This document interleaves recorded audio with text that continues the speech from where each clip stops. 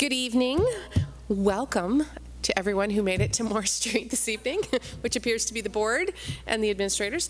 It is Wednesday, September 26, 2018. We are in the Moore Street School cafeteria on our tour around the district, trying to move the meetings around so folks can see all of the buildings throughout the district. Everyone is here. We're still waiting on an election at the high school for our student rep, so we're thinking maybe at the next meeting we'll have our student rep spots filled, but in the meantime we'll get started with the Pledge of Allegiance. To the right.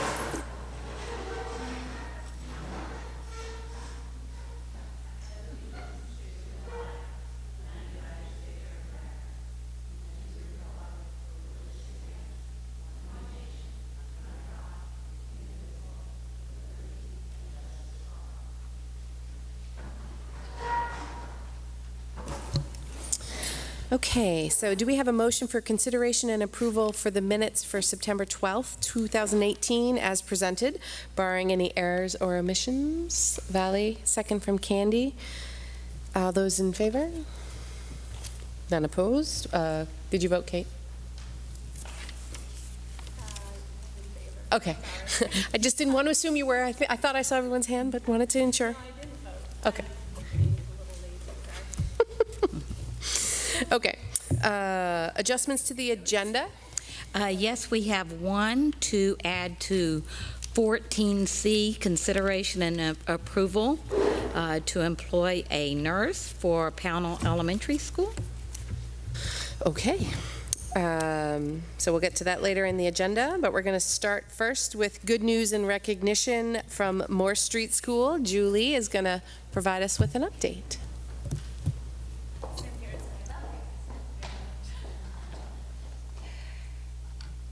So I've got some pictures for you to see to put context to the things I want to just share with you, things that are happening here at Moore Street. So first of all, welcome back to Moore Street. I think it's been a while since you've been here. And we are 4 weeks into welcoming our 270 students back to Moore Street this year. Our pre-K is full. We have a big kindergarten year group this year too, so there's a lot of routine building and settling in that's been happening here. So one of the big things I want to celebrate with you tonight is that our playground project has been a few years in the making. Some of you may or may not know, we've been really trying to develop our space to have more natural elements with a kind of back to basics thinking about children getting back to nature and being able to dig in the dirt, move rocks around, and really have it be a space where children can instead of can't. So we have very few rules on our playground, and anything that is based around safety. And really, we've noticed how our students have changed their play. So the project has been an investment by lots of different people financially and with time, community members, and also staff who have been committed to kind of see this through. The children were at the heart of the design of what we came up with. There was a community event that we pulled them into as well as adults, and they were the drivers of what we've ended up with. So there's a sandpit area that you can see that used to just be a grassy area that children played soccer on, that usually resulted in a lot of fights that ended up in my office. And really the significant things is I have masses of second grade boys who are digging in the dirt with trucks, and it's really how this age group want to be playing. So there's some exciting different things. So the intention around it was that it would be a playground that supports learning, an opportunity for kids to be creative, to problem solve together, to be collaborative. This is a picture of second graders today. There's a water is pooling in a particular area, and they were figuring out how to get the water to the drain on the other side of the wood chips where they're all kind of standing. So this was exactly what we were hoping would happen. You know, they're really trying to problem solve together, and I think they were successful, and that kind of pit has drained out. And another way we've noticed play just this week. In kindergarten, they've just started their emergent storybook unit, which is really focused on story language. Children aren't yet reading text, but they're reading and retelling familiar stories that fairy tales and classic stories that we know, but they can't access the words to yet, to really establish storybook language. And outside yesterday, actually, a teacher snapped these two reenacting the Three Billy Goats Gruff on the bridge that we now have out there. So kids are hiding, but they're visible. It's really, really great to see them. They're spread out. There's lots of opportunities for them to play. And they're bringing their learning outside, which is what we were hoping we would accomplish with it. And then the other thing I'd like to share with you that we're excited about is this year we've started a new phonics program with our pre-K. And this summer, we had 2 days of training with a consultant from New York, not associated with Teachers College, but another person who's come to work with us. And our pre-K students have been at school for 8 days at this point, and they already have 6 sounds solid under their belt, and you'll see they're writing right from the get-go, which is not the typical way we've worked. We've really kind of worked towards end of year, just making sure they've got their letters and sounds under their belt. So this is a new approach that we're hoping is going to kind of really accelerate them as readers and really build those foundations that we were hoping our pre-K would accomplish for us. So we're excited about that, and hopefully in January you'll come and join us here to see it in action in the classrooms. We've highlighted one of the days that Colleen, who's our consultant on this, is coming to visit, and maybe you can come and join us and see how that's going for us. So there's my news. Thank you. Any questions for Julie? Great, thank you. Public comment? I'm chuckling because people at home can't see, but we don't have a lot of visitors today. Maybe they're at the high school. Hopefully folks check out the top of our agendas on where our meetings are going to be, because they will be traveling around. Report from the superintendent. Okay, I'm happy to report this evening that we feel like we've resolved most of the busing issues. A big thank you to Dennis and his bus drivers for working so hard to figure out those glitches. In your packet, you'll find all of the educators that we hired over the summer. Hiring is almost completed.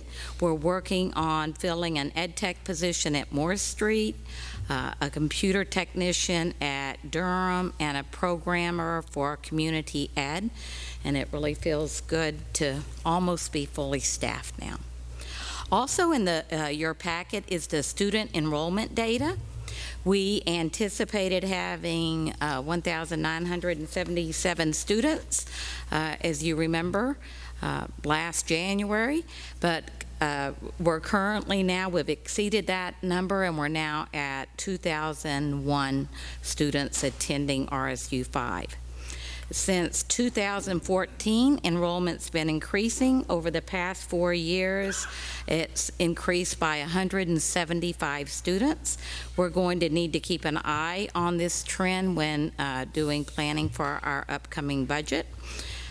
We're now to the point where I really look at enrollment closely when I receive a superintendent's request to attend this district from outside, if somebody from Brunswick is requesting. So this summer, I've had to turn a few people away because of our enrollment numbers. Principals have reviewed all of their class sizes and feel comfortable that they fall within the board class size policy and also meet student needs. And the only exception to this is our advanced 7th grade math class at Freeport Middle School is currently at 29 students. And in working with Ray, we have added an ed tech to that class who is a certified teacher who has previously taught math, so we feel like it's going well. Obviously, because of this advanced math classes, some of our other 7th grade classes there are extremely low, the ones that are taking place at the same time. The additional 10 minutes of student learning that we added through contract negotiations is going well. At the elementary level, the additional time is helping to implement either instruction around something like the word study at Mass Landing, or the phonics program that you heard about here, or at the middle school, they've added the additional time. They spread it out so that all of the core classes would be an hour each instructional block. And then they also added the other 5 minutes to the band chorus to allow that class to be 45 minutes and to run more smoothly. It felt a little hectic before, and that's just creating for smoother transitions. At the high school level, they've added the additional time to advisory because they're really trying to promote and get more teachers and students to do the callback system, where that they can give kids one-on-one help that need it. And so with each principal has really worked with their leadership team to say where should that 10 minutes be added, where it would be most valuable. And I feel like in each building they've done what will promote student learning the most. A reminder in your packet is information about the MSMA Fall Conference. This year's theme is Maine Public Education. Jamie Vollmer is an author and someone who is recognized as a big promoter of public education. He'll be the keynote speaker, and Jenny needs to know by October the 9th if you would like her to register you for this event. The Strategic Planning Committee is working hard on building that new strategic plan. We're compiling all the data from those who completed the survey last spring, and I just want to remind everybody that Tuesday, October the 2nd, we'll be having a public forum to analyze the data into themes, and we encourage the public to attend this session. It'll be at Freeport High School cafeteria from 6:30 to 8. Our fall sports are midway through their season, which just doesn't seem possible.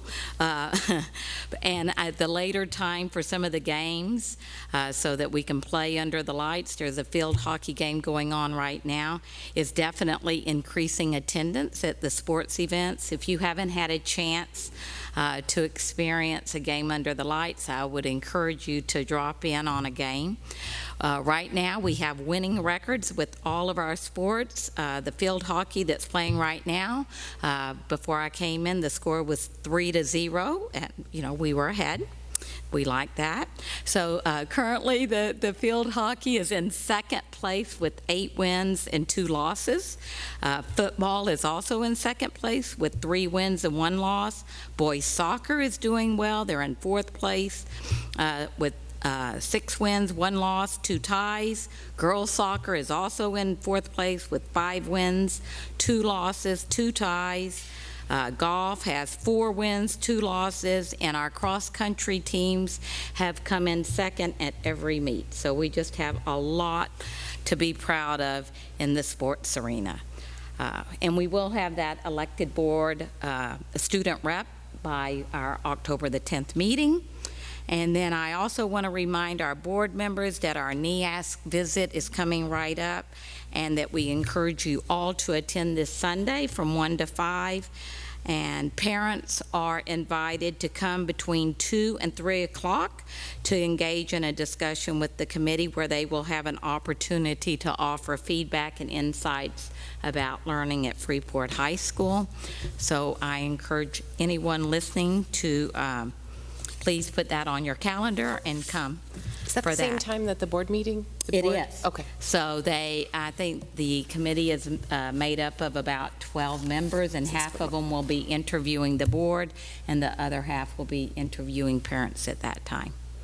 And then I also want to remind everyone that we'll be having a board workshop on October the 24th that will focus on proficiency at the pre-K to 8 level.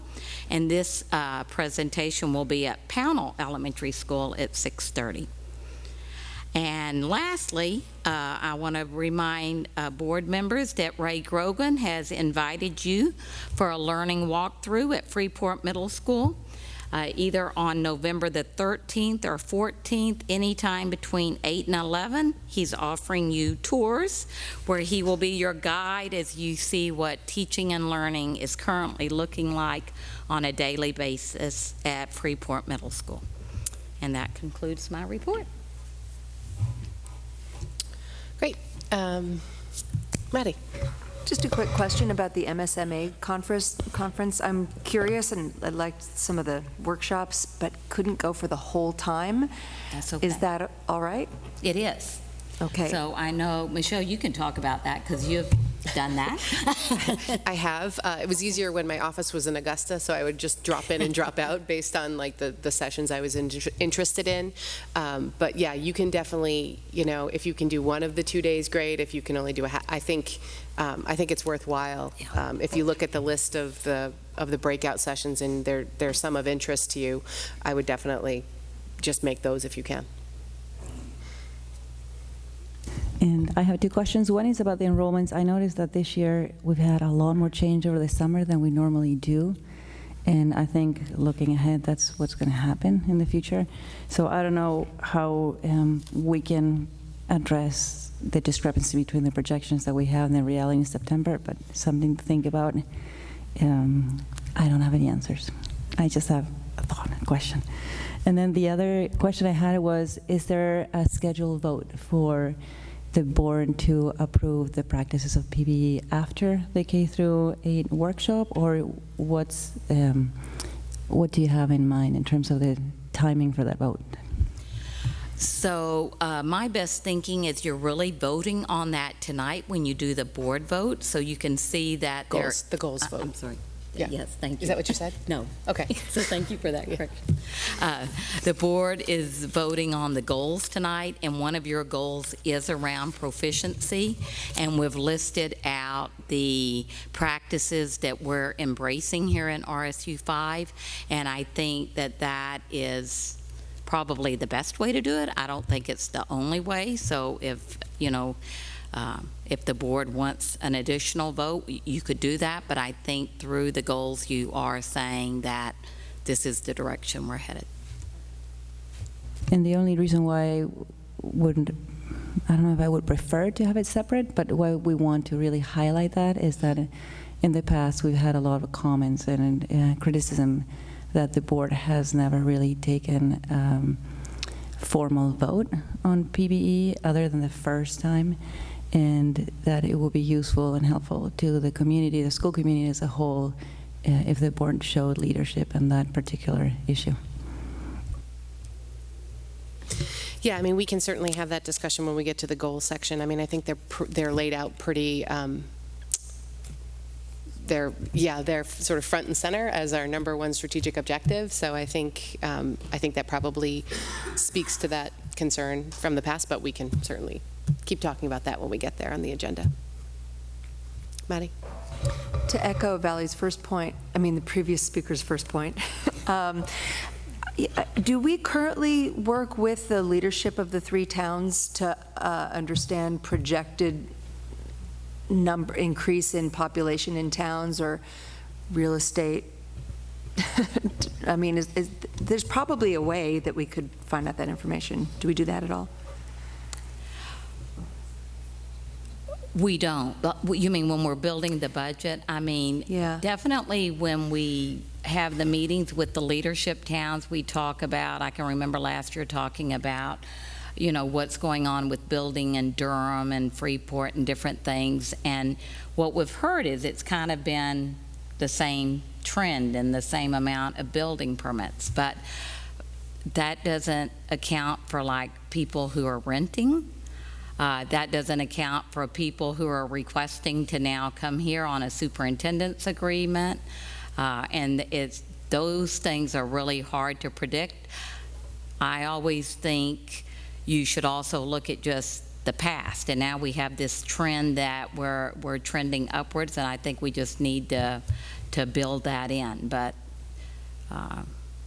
and we've increased pre-K, so I think we just have to think about that, maybe add 10. You hate to overinflate it, because then it's like, oh, are you padding your projections, right? So it's always a tricky thing. I think that's why we're really lucky to have the contingencies that we have. If you remember, we did add a teacher at Mass Landing because we were kind of watching that. Oh, great. Actually, we can almost see the gold behind you guys. Okay, any other comments or questions on the superintendent's report? All right, we'll move on. So Michelle is not in, so you will be doing the finance report. Well, so I'm taking this opportunity to practice what the board had requested about not reading the report. So I'm assuming you have all read the report. We're on track, and beyond that, if you have questions, I will attempt to answer them. I had a question that you probably already explained it, or Michelle already has, but what was the flexible spending account? What is it used for? You want me to do that one? Oh, yeah, Sure. So that was something that they brought to the Finance Committee last year. So it's just a benefit to offer to the employees that allows them to set aside pre-tax monies for, I think they offer a health savings account. So you can put pre-tax money for deductibles and those sort of things. And I think, do they do the daycare one as well? I don't know if, I know you can do a flexible spending account for that as well. So basically, it's just allows the folks to put aside their own money pre-tax for expenses. Michelle had gotten some requests from folks on that, and I mean, most employers offer something of that sort now, and as it said in there, really all we needed was like 25 people to participate to make it cash flow neutral, and we got already 75. So I think it's a win-win for everybody. All right. So board comments and committee reports. I was admonished by Ginny for offering up the board information exchange and requests at the last meeting because we weren't supposed to talk about it then. We're only supposed to talk about it at the second meeting of the month when it's a business meeting, not a workshop meeting. I told her I'll talk about it whenever I want to talk about it, but here I am admitting she was probably right. So so we made a compromise on how the agendas will look going forward. But so it is on the agenda for this evening. So if there was any agenda requests that folks have been thinking about, or there was any information that folks wanted to share with the rest of the board and folks that might be at home, now would be the time to do it. Jen. I just wanted to add, because Maddie and I, and with Becky, met with the stipend committee, and we're going through like kind of a real big undertaking this year. We're meeting every month, and we're kind of looking at every single non-athletic stipend position. We requested information from everybody who has one of those positions, and we're currently we split it all up, and we're all taking a chunk of it to look at, and just look at things that are glaring issues or things that we see as big discrepancies. And then we're moving forward with having each person who has a stipended position to fill out kind of a log for the entire year. And we're going to, I think, take those in December and look at the first chunk of the year and then take them at the end of the year. So it's a pretty big project, but I think everyone's really interested. It looks like it hasn't really been looked at for quite a long time. So. And the rationale behind that is because each stipend, they're all in different categories based on the amount of time they take, right? Yes. So you want to make sure people aren't spending, thousands of hours when their stipend is for 100 hours. Right, or they have 2 students in their group versus 100 students in their group. So kind of that management issue too with students. So just an update. And also an opportunity to look at the value that the group or the club or the program offers to students and to the community as well. So applying a little bit of some general criteria to those as well. Yeah. Oh, yeah, thank you. Okay. Any other comments, agenda requests, committees that aren't listed as the standard ones that have met for so far this year? Okay, so we'll move on to the Finance Committee. Kate? You'll notice that Kate is speaking, so that means she was nominated the chair again. I was like, yeah, I'm speaking. What does that mean? Okay. So we met on September 12th, and I was late, so I was nominated to be chair. No. Just kidding. So I'll be doing that again this year. We talked about substitute bus wages, trying to get those a little bit more competitive. We're having trouble filling those positions. So we looked at increasing that wage and gave authorization for Becky to move forward with that. We also got an update on the PA system for the field. Looks like there's going to be some additional funds left over from the fundraising efforts, so there should be some money to do that. One of the hang-ups there might be getting authorization from the town because we weren't sure whether or not that was included in the initial planning board approval. So we're going to have Pat Carroll look into that. We also had, we've been approached by the town of Freeport to look into an opportunity for solar panel installation in collaboration with the town and another business in town. What's that? Well, and a business too. A business and the town of Freeport and the sewer district.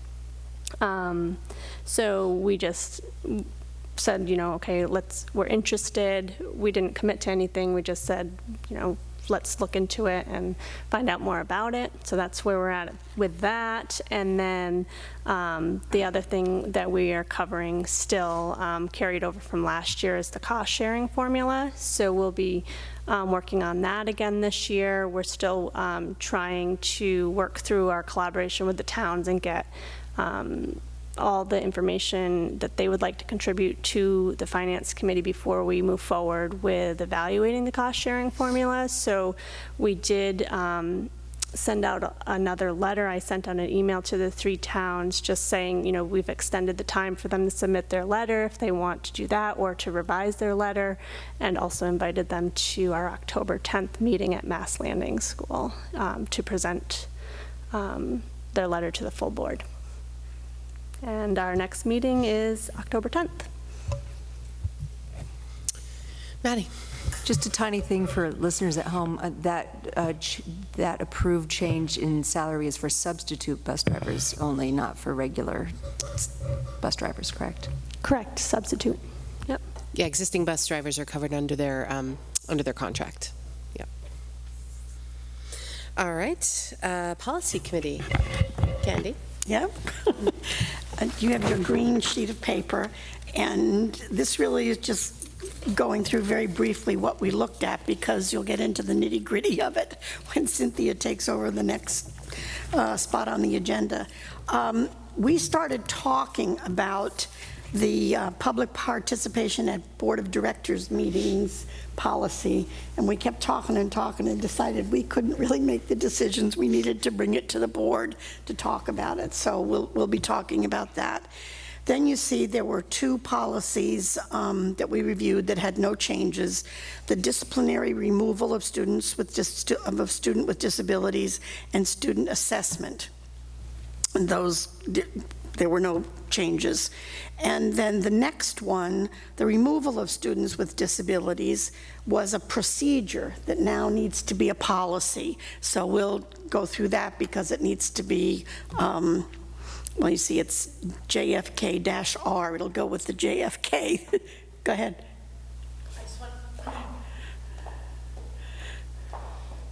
I just want to make a correction. It's not JFK, it's JKF. It's printed incorrectly on the sheet. I was looking at my notes and I wondered about that.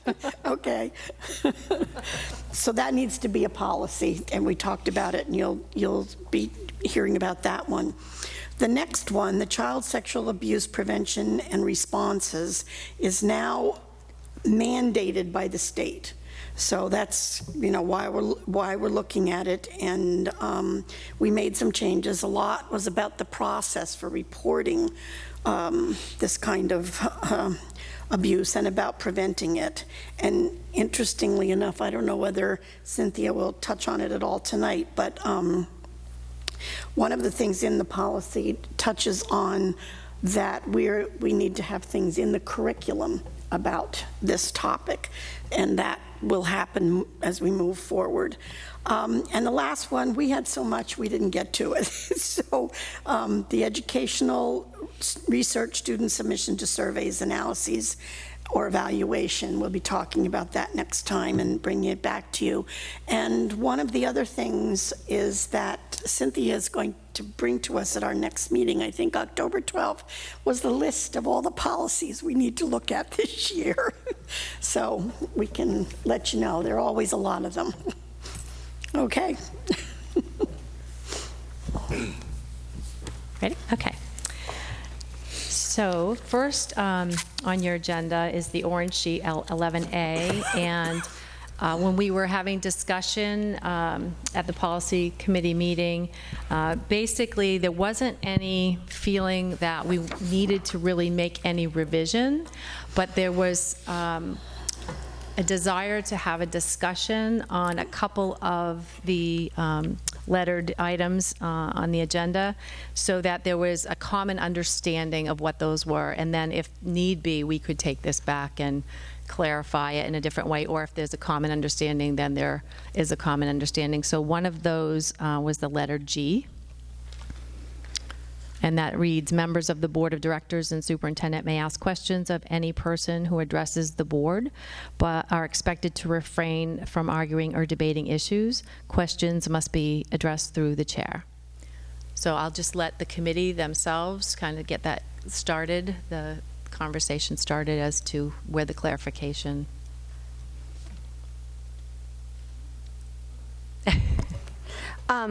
I'll go because I actually asked for this policy to be looked at because when I was reviewing our agenda for our retreat, I noticed that we were establishing some board rules or guidelines about boardsmanship, and one of them on there had to do with not asking questions of the public when they're giving public comment, and it conflicted with G, I felt. So I thought maybe as a board, we should determine whether we want to revise the policy to match what we had in our retreat, or if we should revise what we were talking about in the retreat to match the policy.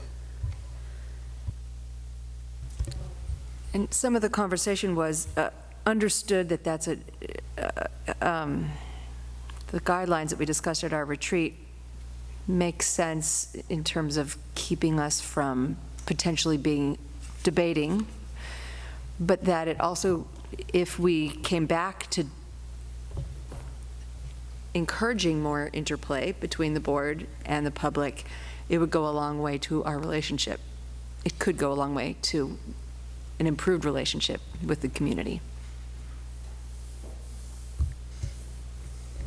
I agree, and also there are times when I do want to ask questions because maybe something that they have said is the beginning of a thought and I have further clarification that I would like to have, and I think we can do it in a way that doesn't necessarily lead to engaging with the public.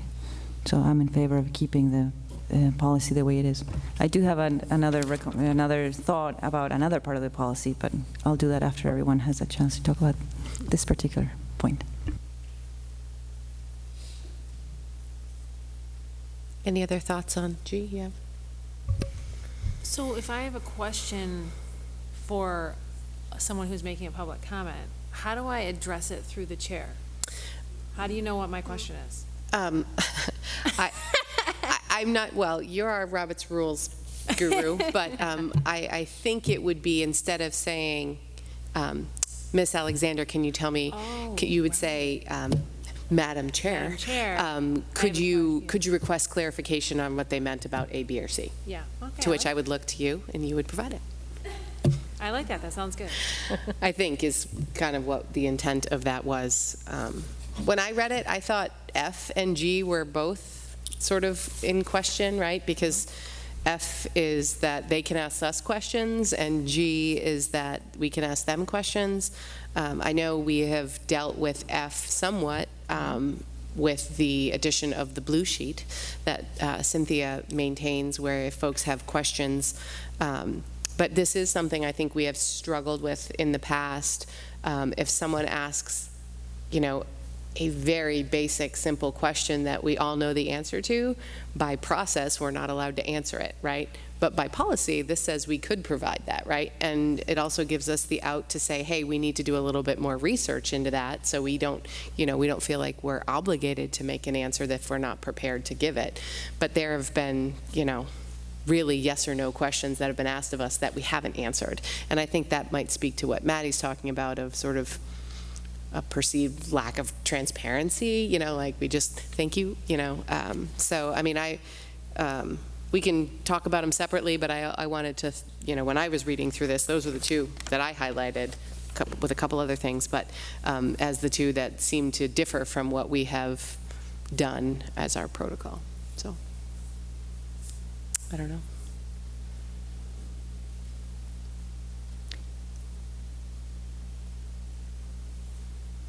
Well, Valerie, if nobody wants to talk, go ahead. Then I'll bring up the other one. This is on the second paragraph where it says that the board will provide appropriate opportunities for citizens to express opinions and concerns related to the matters under consideration by the board. There are times when people come and speak to us regarding matters that are not under consideration by the board at that particular meeting, and I think that's entirely appropriate. So I would like to amend that to read matters under consideration by the board and other school-related matters, so that we give an opportunity to people to express thoughts and opinions on things that are not necessarily on the agenda for that particular night. And then the following sentence, it reads, long sentence, but it in the middle it says, provide adequate time for the board to obtain information and opinion on subjects before it.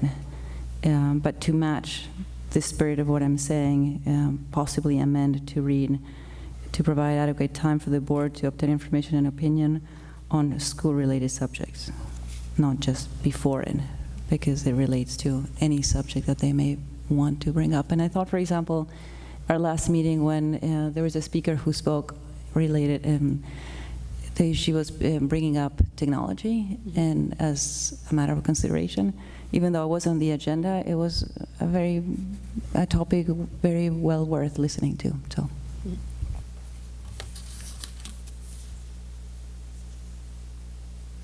Yeah, I know it seems like I've been at board meetings where sort of the public comment was for things that weren't on the agenda. So if you wanted to talk about something that wasn't on the agenda, whereas like in our workshop, so last meeting would be a good example, right? So we could have taken the public comment piece about proficiency and moved that into the workshop. Like, okay, this is not a time to tell us what you think about proficiency. We're going to get to that in the workshop. If you have something other than what we're talking about on our agenda, i.e. technology, now's the time to get up and do that. I mean, we don't always offer the opportunity, because it's not always a workshop where we can have folks ask a question or, but I'm wondering if, you know, that paragraph was more targeted towards that type of interchange. So. And if that's the case, then I would leave it as is and add another paragraph that says that there is an opportunity to talk about matters not related to the agenda. Yeah. Jen? I don't really have a better solution, but I think that second sentence, it doesn't really read right. The intent ones? Yeah. The intent is to allow a Yeah. fair and adequate opportunity for the public to be heard and to provide adequate time for the board to obtain information and opinion On subjects before it. on subjects, probably should be opinions on subjects before it, while ensuring that the time allowed for public discussion does not interfere with the fulfillment of the scheduled agenda. I mean, it's certainly a long sentence. Right, it just seems like, and I'm not sure, like, what, when it talks about obtaining information, what does that actually mean? The intent is to allow fair and adequate opportunity for the public to be heard. So the public, No, it's for us to obtain information from folks that want to share it with us based on what we're talking about.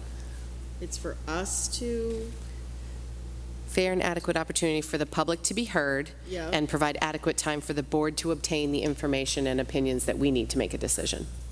gotcha, okay. Makes I think that's what they're saying. But, yeah.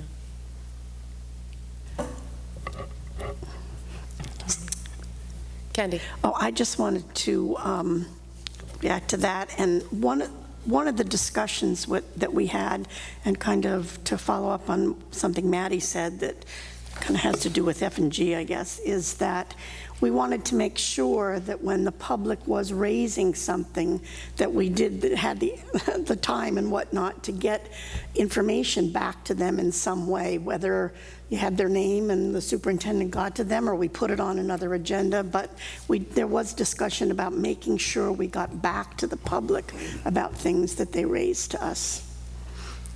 In terms of questions or in terms of anything they want to talk about? I mean, sometimes they just want to get up and say, hey, you know, I feel like we should be teaching, I don't know, Japanese in high school. I mean, I don't know if that necessarily means we need to follow back up with them and tell them why we're not offering Japanese, or is it, you know, I if don't know someone has that a we got to question. that detail, Michelle. What's that? I don't know that we got to that detail about. Right, well, but we just want to set expectations, Right, right? So, right.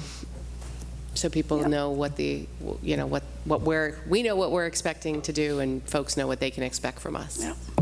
So, I had two other quick ones on I. The board discourages duplication or repetition of comments. We can request that groups or organizations be represented by designated spokespersons.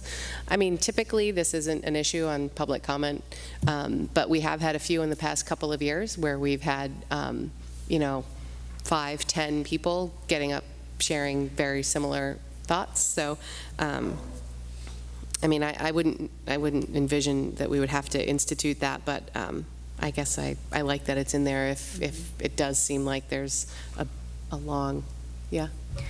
Yeah, I had a note on that too, like, is this what we do? Doesn't seem like this is what we do. And I think there's a way to do it that doesn't alienate Right. public comment, saying something like, we have a packed agenda tonight, we have this much time allotted to public comment, we'd like to limit your comments.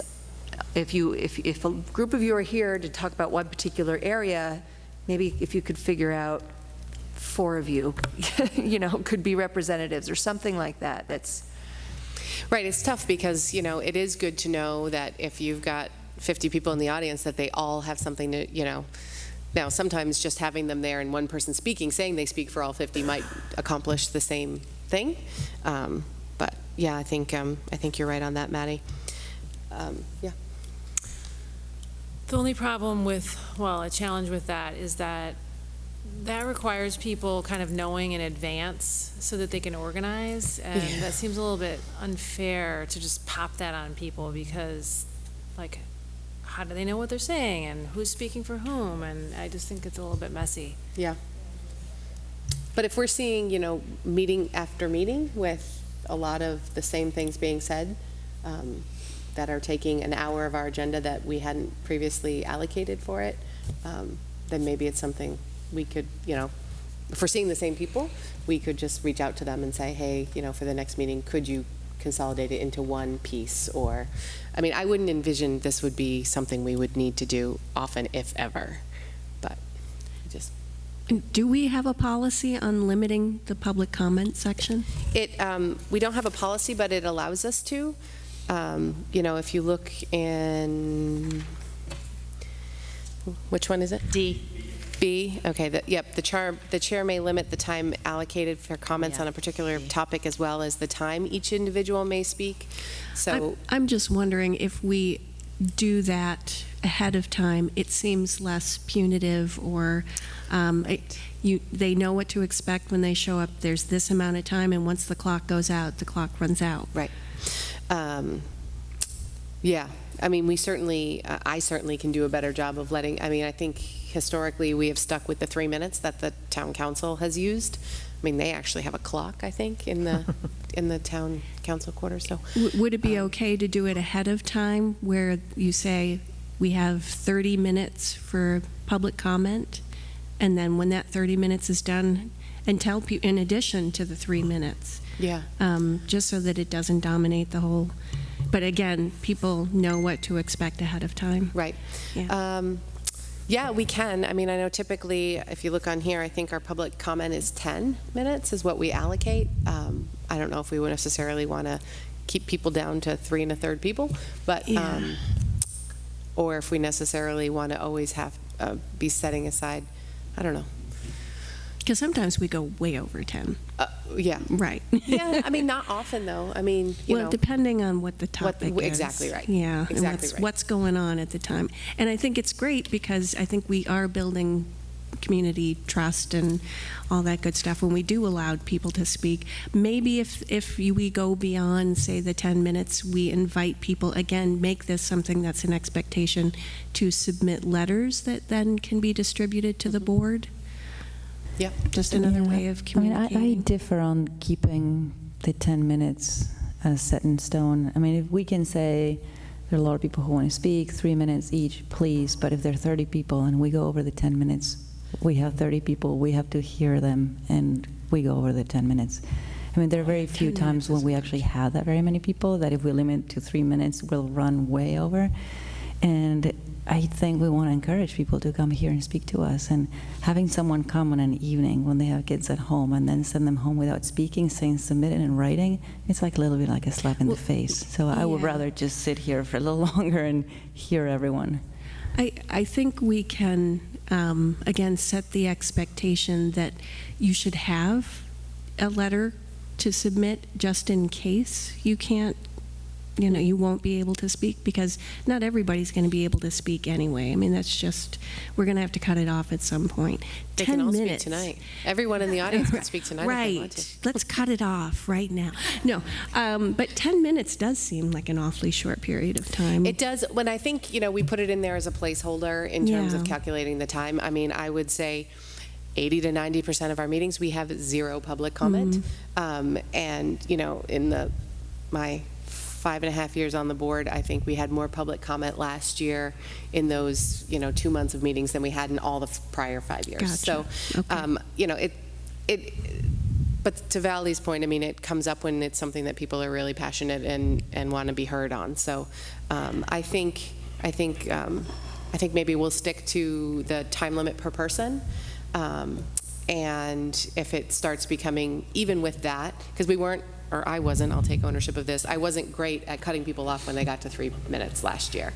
And, our hour might have dropped to 35 or 40 minutes if we had. So we'll try and be a little bit more diligent on that front. And if it still seems like it's something that we're concerned with, then we can look at maybe putting some sort of overall time limit in place. Michelle, I just wanted to say, I think it was in the proficiency-based discussions, but several meetings ago, you did a very nice job. I don't remember exactly what you said, but you said something to the people, we had a little bit of an audience, and said something about, if there are more people who have comments about this topic, but not the exact same thing. You said something about it and did a great job. We'll have to go back and watch that again. And when you build the agendas, probably if you expect to have a lot of public comment, then build in a little more than 10 minutes. And then days like today, we can probably build less than 10, but days like April 11th, we probably want to build in 45 minutes. Yeah, I mean, the thing is we don't know when people are going to show up, right? I mean, they don't necessarily show up when it's something interesting on the agenda. They show up when it's something interesting to them, which is perfectly fine and acceptable. But it's, there's probably some where we should anticipate a good amount of public comment, but that's not always necessarily how it goes. And if we're going to let people speak, it doesn't really matter what we put on our agenda. Really, the time frames on the agenda are for things that we can control. And I think it's possible for you to anticipate, if you see a crowd, say, okay, so we have 10 minutes on the agenda, what we're going to do is double that time. I mean, I think it would be good to have in our policy some parameters around which we could handle this situation. And I do think if we had 100 people show up, which hopefully would never happen. Unless they want to talk about all the great things. Right, unless it's a celebration, but probably not. Then we would want to, you would want to have the flexibility to say, okay, we're going to double the time, but we're not going to be able to hear from everyone. So we are going to ask you to try not to repeat one another. Make sure the people that you know are going to speak to this, speak first, and because I am going to cut you off at such and such a time, and you have other avenues available to you, such as writing us a letter, and we appreciate you being here. Maybe triple the time if it's really a serious issue, but I think the policy provides us with the flexibility if we need to institute time limits. I think as a general practice, we probably don't want to have to unless we don't want to unless we have to, I guess is sort of I'm just thinking what I'm worst hearing. case scenario. Right, exactly, right. So that's why I don't think we take it out of here as a possibility. But I think, we should have the standard, regardless of how many people are in the audience, it's a 3-minute, and get people on that boat, if you will. So my other question was, maybe this is a question I should ask Ginny. Are we posting our agendas, et cetera, in every building, town hall, the Times Record, and the Sun Journal? Because this says we are. So if we aren't, we should change that. I'm guessing we aren't. And I suggested we change that to local print media. To what? I don't even think we send it to any of the local print, like copies. I mean, I'm not sure we're sending our agenda to the Times Record and the Sun Journal. Are we really? We just send it to them? I think they're emailed, they're on that list. Oh, I see.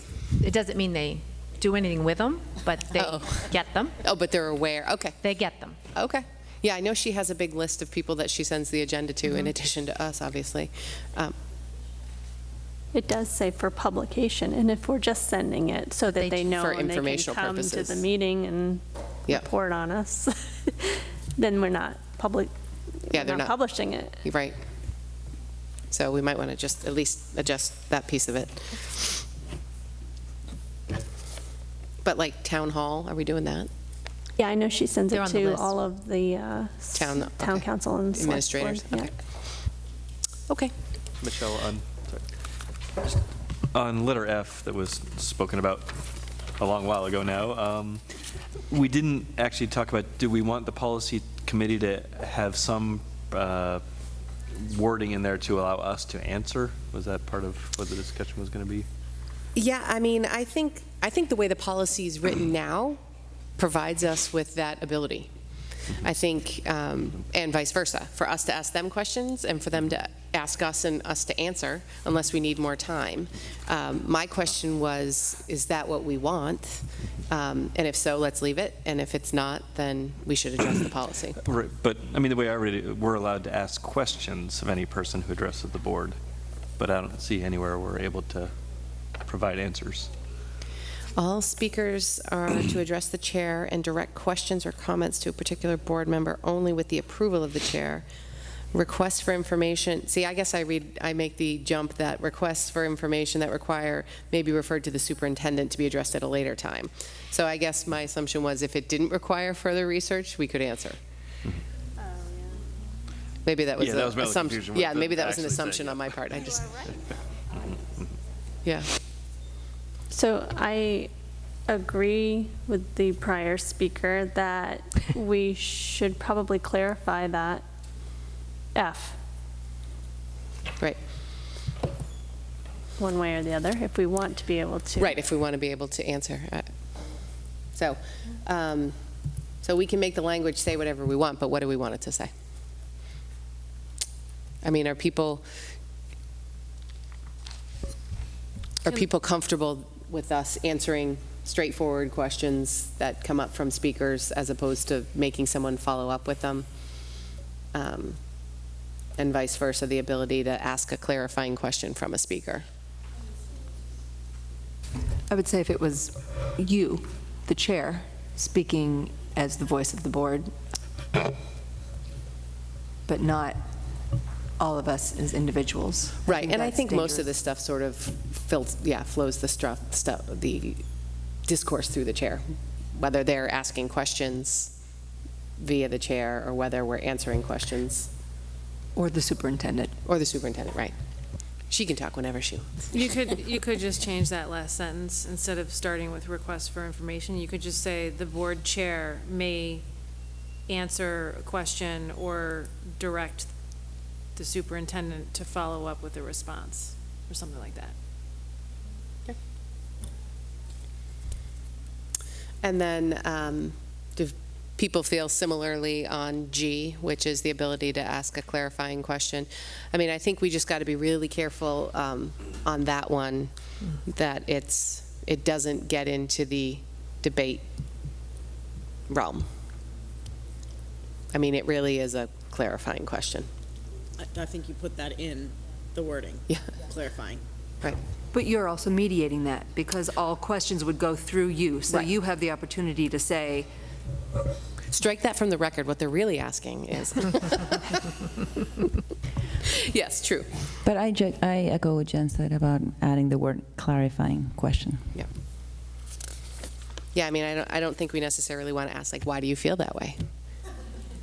I mean, that might, I don't know. Well, we might want to. Right, and we may follow up with them at a later date to do that, but probably not in the middle of the meeting in public comment. Okay. Do you guys feel like you have the direction you need? I feel like we're going to be looking at, I'm just going to, do you want me to try to sum this up, and then you can correct me? So up in paragraph 2, I think we ended on leaving that as is, but perhaps adding a paragraph after it, that an opportunity to talk about other school-related events. That was my first, or my last hearing on that particular piece. And then in F and G, we're going to, not G, on F, we're going to have clarifying questions, and everything's going to... That's G. Clarifying G. questions is G. G, okay. F is requests may be, or questions, requests for information or questions may be answered by the chair, or if further research is needed, referred to the superintendent for follow-up. Yep. And then for publication, delete it. So G, just, Yep. so I would say G is where you want to put the clarifying Right, question. I got piece. it. Okay. I heard, yeah, I wrote it down when you said it. And then I don't have anything else until we get to that last paragraph for publication. Yep. Okay, so we'll put it on our next policy committee agenda. I definitely want to keep the part where the chair can request law enforcement assistance. I think that's crucial. Thank you. Although I think we've all seen that YouTube video. Yeah. I know, right? Okay. So then, if you have your pink sheets, 11B, it's correct on this page, on this cover sheet, it says JKF. And so as Candy said, that first policy, is a procedure, currently a procedure. We had Bonnie join us for the meeting, the policy committee meeting, and there was just a small change made in number 4. And the only other thing that I want to correct is when you see the references, the legal references at the bottom, it should say now Maine Special Ed Reg Chapter 101, and then there's the year 2007, where it's actually from 2015. So I'm going to make that change on there. So this is currently in place. This is in law, and it's currently in practice. It supports the policy, JKF, and it now needs to be a policy as opposed to just a procedure. It needs to be in policy. So that's why we're bringing it to the board. So is it going to have a new name? Because isn't there already a JKF? This is JKF-R. So it can still be a procedure. But then... So we have JKF, and it's about a paragraph long. It Yep. just talks about the students' rights, and so then, or students with disabilities. And then this supports it. So this will still stay as is, and instead of at the bottom where you can see it has administrative procedure, 2013, it will be now adopted by the board. Oh, I see. Because there are some procedures that come to the board, right? Some So- procedures do, some do and really shouldn't be, you know, how we rescinded a couple, and so we're going to actually bring a few more like that. But this one is a required board policy. There's about 30 required board policies that we have to have. We have a lot more than that that are not required. Okay, that's what was Like confusing me. class I thought size this is was not going required. from a procedure to a policy. I didn't realize you could be a procedure in the policy. So This this is, is both. yes. Really. Okay. Yeah. Bali. So I have two comments on the first one. JKFR. We use the word child and student interchangeably, and this applies to all ages, students of all ages, not necessarily just children or child. So I don't know if it's appropriate to ask that we use the word student throughout instead of children or child. And then the next one, JLFAA, are we talking about that one yet? We can go there if everyone's done with this one. Yeah? Should I go on? Okay. Section 2. Together. All RSU number 5 employees shall be required to complete a minimum of 1 hour of training in sexual abuse, child sexual abuse awareness and prevention. All RSU number 5, even staff who work in the business office? Yes. Really? Yes. Even if they never have contact with any students? There's a lot of policies that we all, there's a lot of trainings that all of us need to do. For example, administration of medications, we are all required to do that. The chances of me administering medications are pretty low in this role. But yes, so the answer is yes, and there's lots of examples of trainings that we all have to do, that we're all required to do. And I think with some of them, you can add more, right? You can add substitutes. It's kind of like the CHCR. We have all of our coaches, and as a district, we've decided we want everyone to have their fingerprinting done. So it's kind of along those lines, but it's required. Yeah. Okay. And they're doing these trainings, like these mandatory trainings. It's an online system that right? So can I back up and give you a little background on this before we get into that? Okay. So this is law, and it was stalled out and vetoed, but then got approved. And so how this is different is anybody in pre-K to 5. Let me pull out this other document. Anybody in the pre-K to 5, we already have like a training that we do and a reporting of child abuse policy, but this one's specific for the pre-K to 5 age. The difference in this policy is there's more specificity around the education component and the training. So there's 2 methods of training. MCASA puts out the training. We can do one version is we have somebody who can come to us and train everybody at once on one of our PLD days. Or the second option is that we can send people from the different buildings, and one person from the different buildings. In other words, it would be either a social worker, a guidance counselor, a school nurse, somebody that would be the likely one to intake or, have knowledge about this and be calm and know the different signs and all of that. We'd send them for the training, and we do a train-the-trainer model. So we have to choose one of those 2 options, and these are the buildings that are pre-K to 5. So that's a piece of it. And then the education component, they're still working this out. What has to be in our training, for example, good touch, bad touch, all of those kinds of things. What we're expected to have. We do that already. We do some of that work already at the schools, but this training is the most updated training. So we could do that model of the train-the-trainer. So that's going to happen one of 2 ways. So that's how this policy is different from our existing policy. The reporting is the same form. They still use the same form to report. I think another thing that didn't hit me right immediately when we were reviewing this policy is the existing policy is for child abuse, which could be a range of things, including sexual abuse. This policy is specific to child sexual abuse. And this is new? Yes.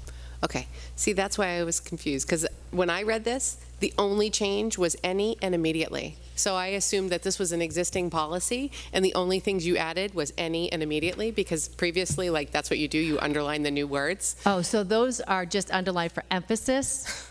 It's. So this is a brand new, okay. See, This it's a is- completely I get your different point. story. Okay, thank Yeah. you. So the only reason that these are, the only reason that the two words in there are underlined is just for emphasis. So this is a model. The DOE came up with a policy, and then MSMA got a hold of it and made it friendly, like the other policies we have, the same formatting. And so this is the first cut that everybody got. So I just took what they sent me and sent it to the policy committee, and we reviewed it together. So it is brand new. I apologize for the confusion. I probably should have figured it out when adopted was blank on the last page, but I didn't get that, I didn't make that connection, so I apologize. But you said there is an existing policy that addresses abuse in general, and we still have that one? Yes. That one? So we're Yeah. not rescinding that one? No. We're keeping that one? We're definitely just keeping adding that. this one? Yes. Okay. Yeah, because they are different. The training is different, and the education of the student is, those are the big differences. I tried to capture that. So we just need a Yep, approval any on both other of questions on policies? All right, so I would take a motion for consideration and approval of JKFR and JLFA for first read. Lindsay? Vali? All those in favor? None opposed? Thank you. Thank you. All right. So, unfinished business, consideration and approval of the FY20 budget timeline, so 12A in your packets. So if you remember from last time, we've added the additional meeting for deliberation, and I do now have a tentative date for us to meet with the leadership of the three towns. We sent out an email communication today for Thursday, November the 29th at 6 o'clock. My question is, the 27th meeting, because that, we added that one, right? Or we added the 20th. I don't know, we added one more somewhere. Right. Does the 27th to the 10th give us enough time, once we have adopted the budget, to get the booklet out to the communities, printed, proofed, mailed, received, in time for the April 10th? Or are we better off not having one on the 27th and adding one at the beginning of the month, on the 6th, 13th, and 20th instead? I do think that we've had, for the last couple of years, I think that sometimes they have not received the booklet by our first Dine and Discuss, or it's been, Right. Can you speak to that, Kate? Because I think it's I been. remember last year at our first one, a couple People people hadn't gotten it. complaining about not having their booklet, and I had received mine like that day. And I see they switched Durham and Pownell. Durham's first, Pownell second, so I don't know if Durham typically gets theirs before Pownell does. I imagine Freeport gets theirs first because it goes out of the Freeport post office, but I think that the thinking behind that was just to not always have it be the same town, Oh. if it's going to be late. if they're going to miss it. So I'm happy with adding one earlier. I mean, it still gives us the 6th. So it gives us 2 in a row in February, a week off, 2 in a row. No, that gives us like 4 in a row. So maybe that's the thinking behind it. 13th, 20th, 27th, I mean, that's 3 in a row, but if we take off the 27th, yeah, it's still 4 in a row. I don't know. Do people have a preference one way or the other? I was just thinking in terms of if we adopted on the 20th, moved everything up, put one on the 6th, that would give us a little more time to get the booklets out to everybody, but.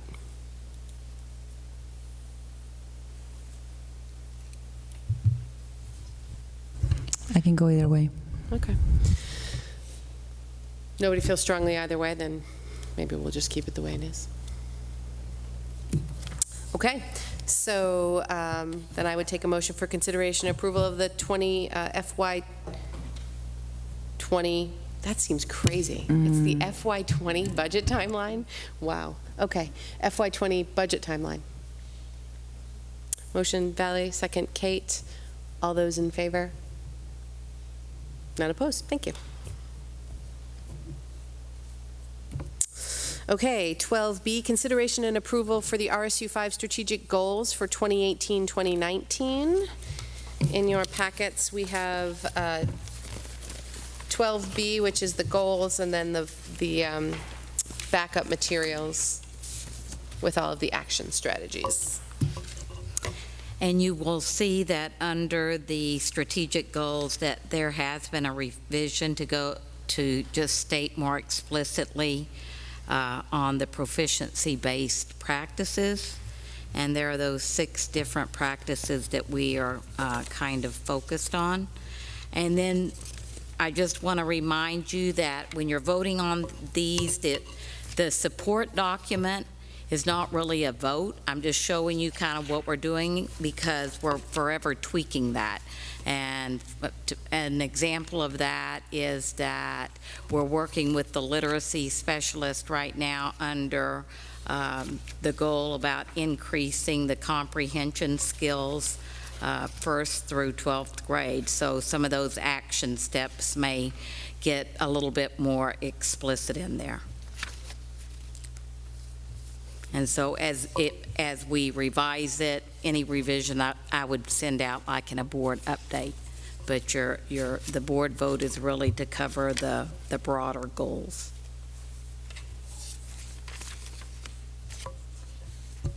Kate. Becky, could you, at the last time we reviewed these, we were talking about putting in community. Yes, thank you for reminding Can you me. point? Yes, us that's where in that the is? support document. So that you requested that. So in each of the backup, in each of the goals, there's now on the support document, if you'll turn to page 3, you'll see stakeholder engagement and our best thinking about that. And that is on each goal that you'll see that. So there's one on page 3, on page 5, and then on page 6. I had meant to point that out, so thank you. And I see the engagement with stakeholders in each of the goals that we're voting on. Yes. My recollection of that last discussion was we really wanted to put sort of front and center the teacher voice piece of it. Obviously, we want all the stakeholders. My fear is that because this isn't necessarily what gets posted on our the website for our goals, that it gets sort of, we can make the leap from this to know that's what it means because we've seen this. I would almost wish that it was explicitly put in the goal, but. So this is also posted on the website. Oh, really? Yep. So the constantly tweaked version? Well, any updated one. Yeah. But I think it was just, we didn't want, we want stakeholder involvement from everyone, just to be well-rounded in our decisions. But I think we really wanted to highlight the teacher voice piece this year. I don't know. That was my takeaway from John. I remember that too. We did talk about highlighting the teacher voice. I remember that discussion. I just don't want to get sort of lost in. Yeah, I broader. agree. And I also, even in the supporting document, I wasn't able to find anything about the workplace satisfaction survey every other year and other ideas that we had discussed. But I do agree that if we're voting on the goals, I would want it to be very clear on the goals themselves that that's one of the highlighted areas that the board has decided to focus on this year. So can I speak? since we're voting on this tonight, so just procedurally, if we would like to see something changed, one would make a motion to make some sort of change. Or we could just direct you to change that otherwise, right? Correct. I think what I would do, I guess what I would want from input from you is for you to look at the stakeholder engagement in each one, and if you're wanting those activities, I think we could easily just bullet underneath incorporate engagement with stakeholders and move those bullets right under there if you're wanting to make it more explicit. And then if there's one on there that I think that would be the easiest way to do that. So if we just looked at the one under proficiency, which is on page 3,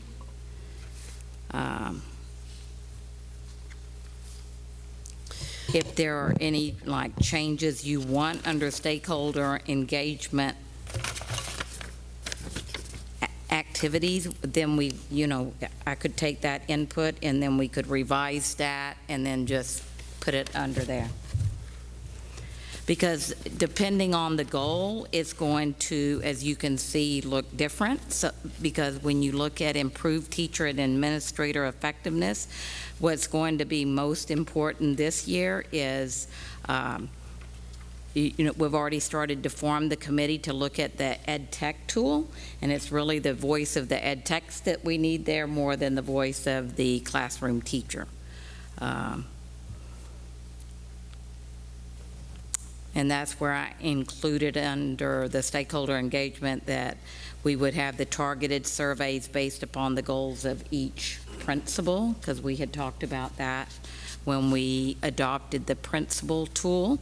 And then, if you look at page 6, you can see that the stakeholder engagement really this year are the public forums that we're doing.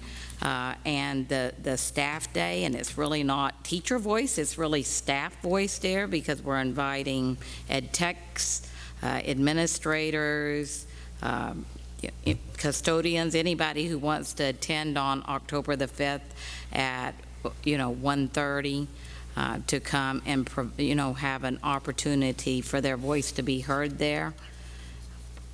And so I think we have to, I agree, you don't want to lose the teacher voice, but I think that you have to look at the specific goal to see, what voices do we need there giving us input.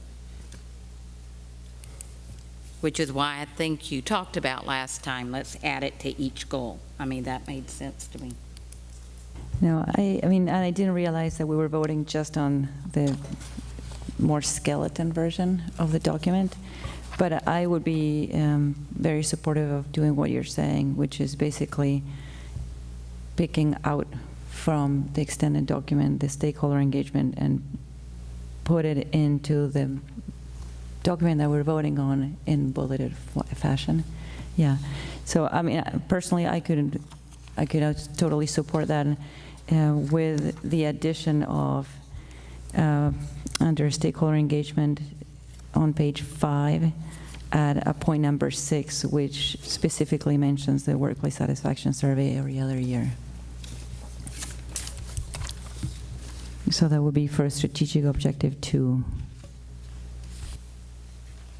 So, I'm sorry, Valerie, there's an echo coming from your mic to me. Did you say to do the satisfaction survey every year or every other?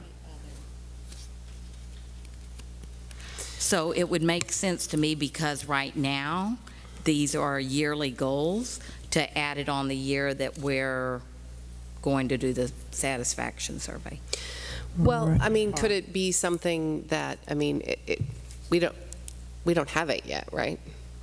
Yes, we So- did it last year. For staff?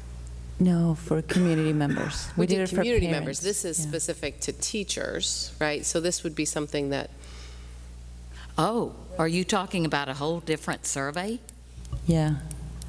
Oh, for staff. I think this was what we had discussed regarding, the trying to, similar to those best places to work surveys, like what do you like about, do you feel like you're supported? Do you like those type of questions in a survey? Not necessarily like what we sent to parents or community members. And then we talked about how it would tie very nicely into retention and just making sure that we get the right kind of information to address any feedback that we get that will help us do a better job of retaining staff. So under the goal that we have about teacher and staff, or improve teacher administration effectiveness, it would be a nice place to slide it in, but it could go somewhere else. I thought that's where it belonged the best. so I think what it would be for this year would be to create it. We don't even have it created That's yet. my point, right. So that was my point, is even if we don't get it distributed and filled out this year, then this could be the year we create it, and next year starts the year we collect it. Although when we did the community survey, the satisfaction survey, we developed it and we were able to distribute it on the same year. So if we did it in the fall, it could be distributed in the spring instead of the satisfaction. So it would be just one big survey a year. 1 year for staff, and the following year for community members and parents, and then back to the staff, and then community. So we get feedback from all the stakeholder groups that we really should be listening to. Kate? I was initially for the idea of trying to sprinkle this stakeholder engagement throughout all of the objectives, and I'm still for that, but now I'm really thinking that it also needs to be its own strategic objective, number 4.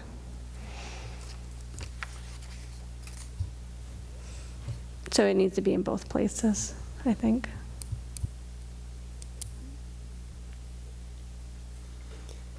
Just because it's encompassing so many different things.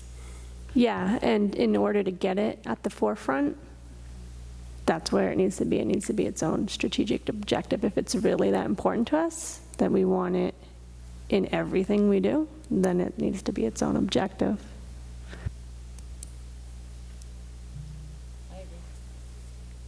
I mean, I could compromise and do the other, but I would prefer to have it as a 4th strategic objective for the year. And what would, and maybe we don't know what it's called, but what would you envision it what would it be called? Improve stakeholder engagement. That sounds easy.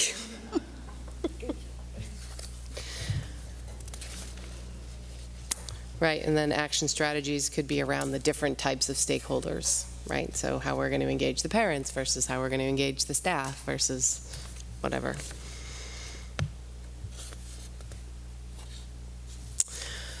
Other thoughts?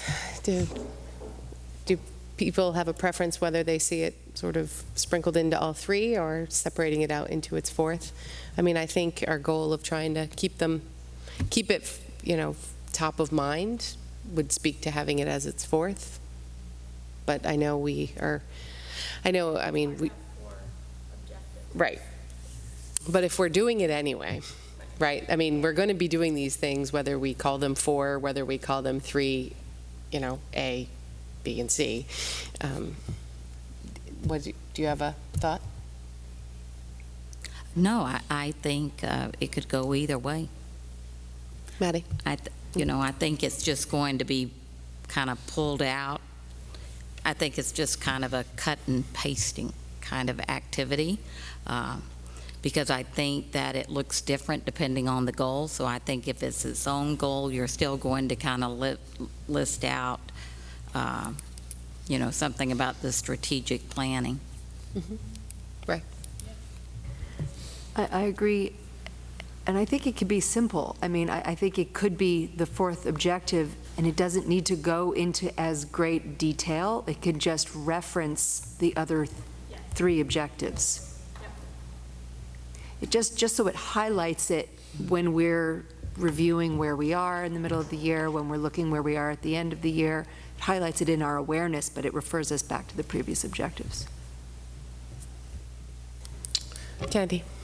I would also agree with making it a fourth objective, as it has seemed to rise to the top over and over again over the last year in one way or another about all the stakeholders and putting it to the top, but keeping it very simple would seem to make sense to me.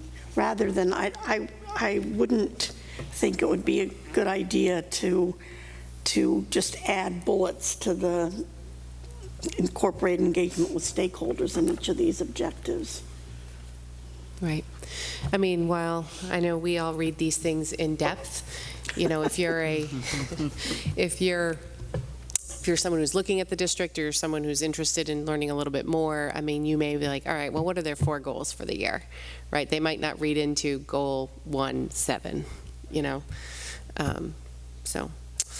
So with that said, I think I would suggest we hold on the vote until we can see what that looks like. Like I said, I think you're right that it's a lot of just sort of cut, paste, or referencing. But I think we would feel more comfortable seeing what that looks like. And so we'll put a hold on that one until the next one. Yeah, sure.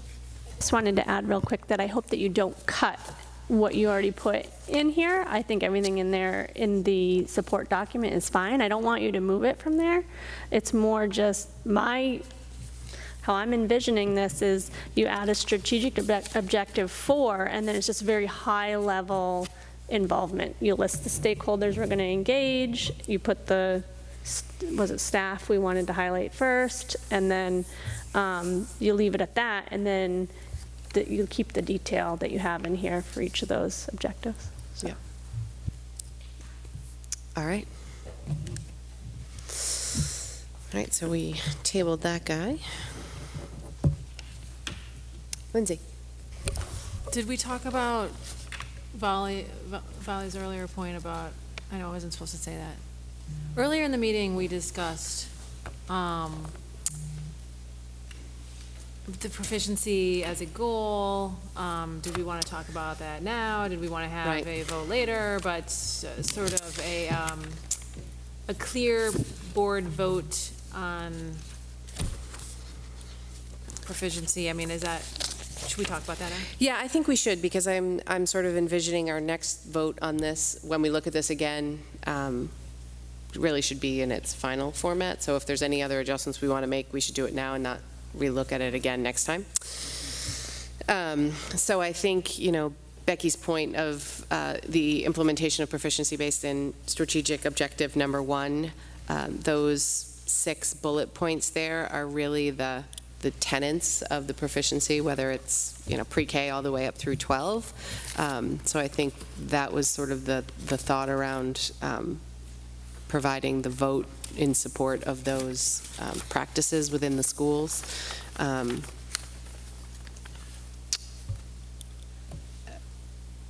not sure what another vote separate from the goals would necessarily look like, or if people wanted to see something different in those practices, but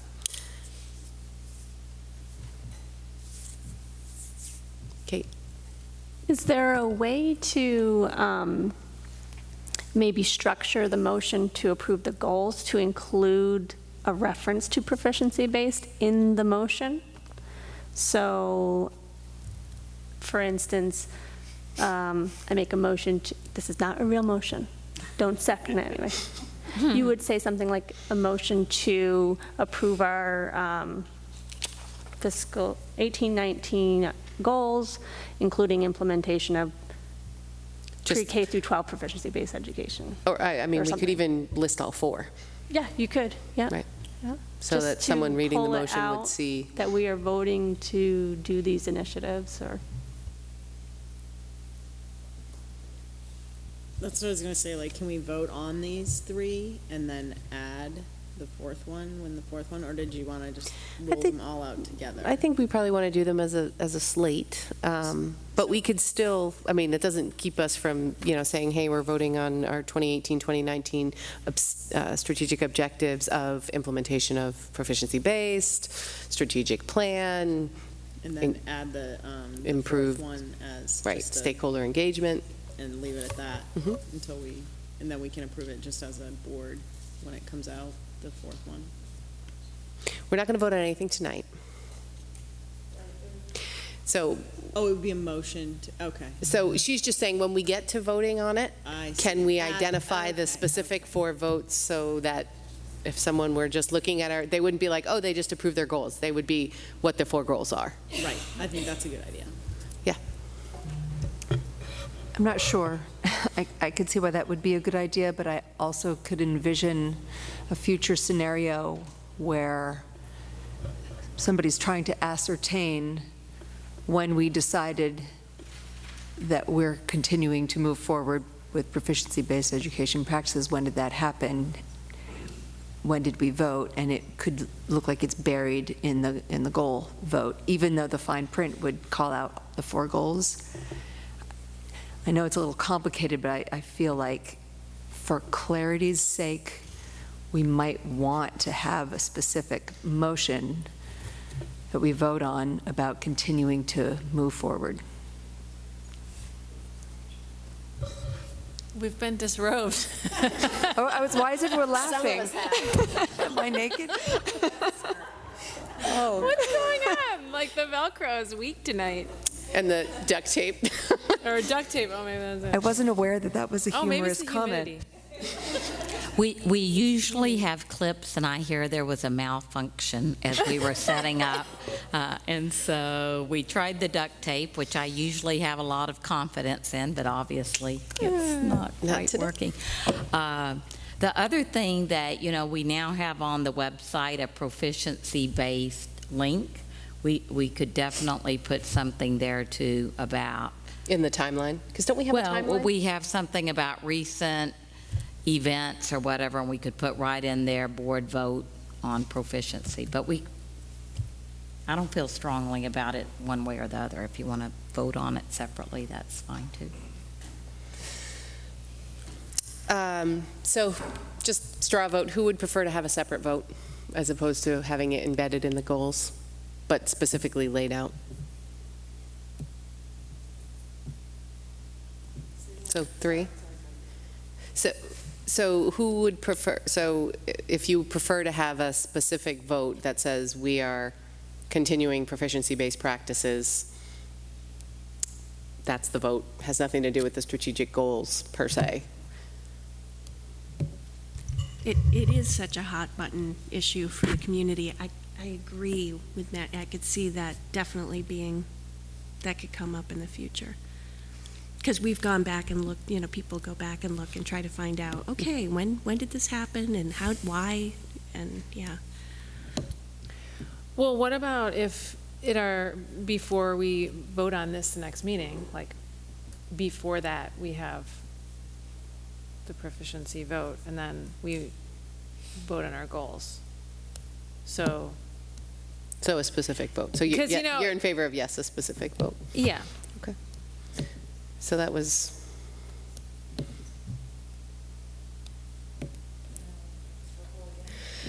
Yeah. Okay, yeah, because that was a little bit, I wasn't sure. Okay, let's do it. Okay, so in favor of a separate vote, Candy has a question.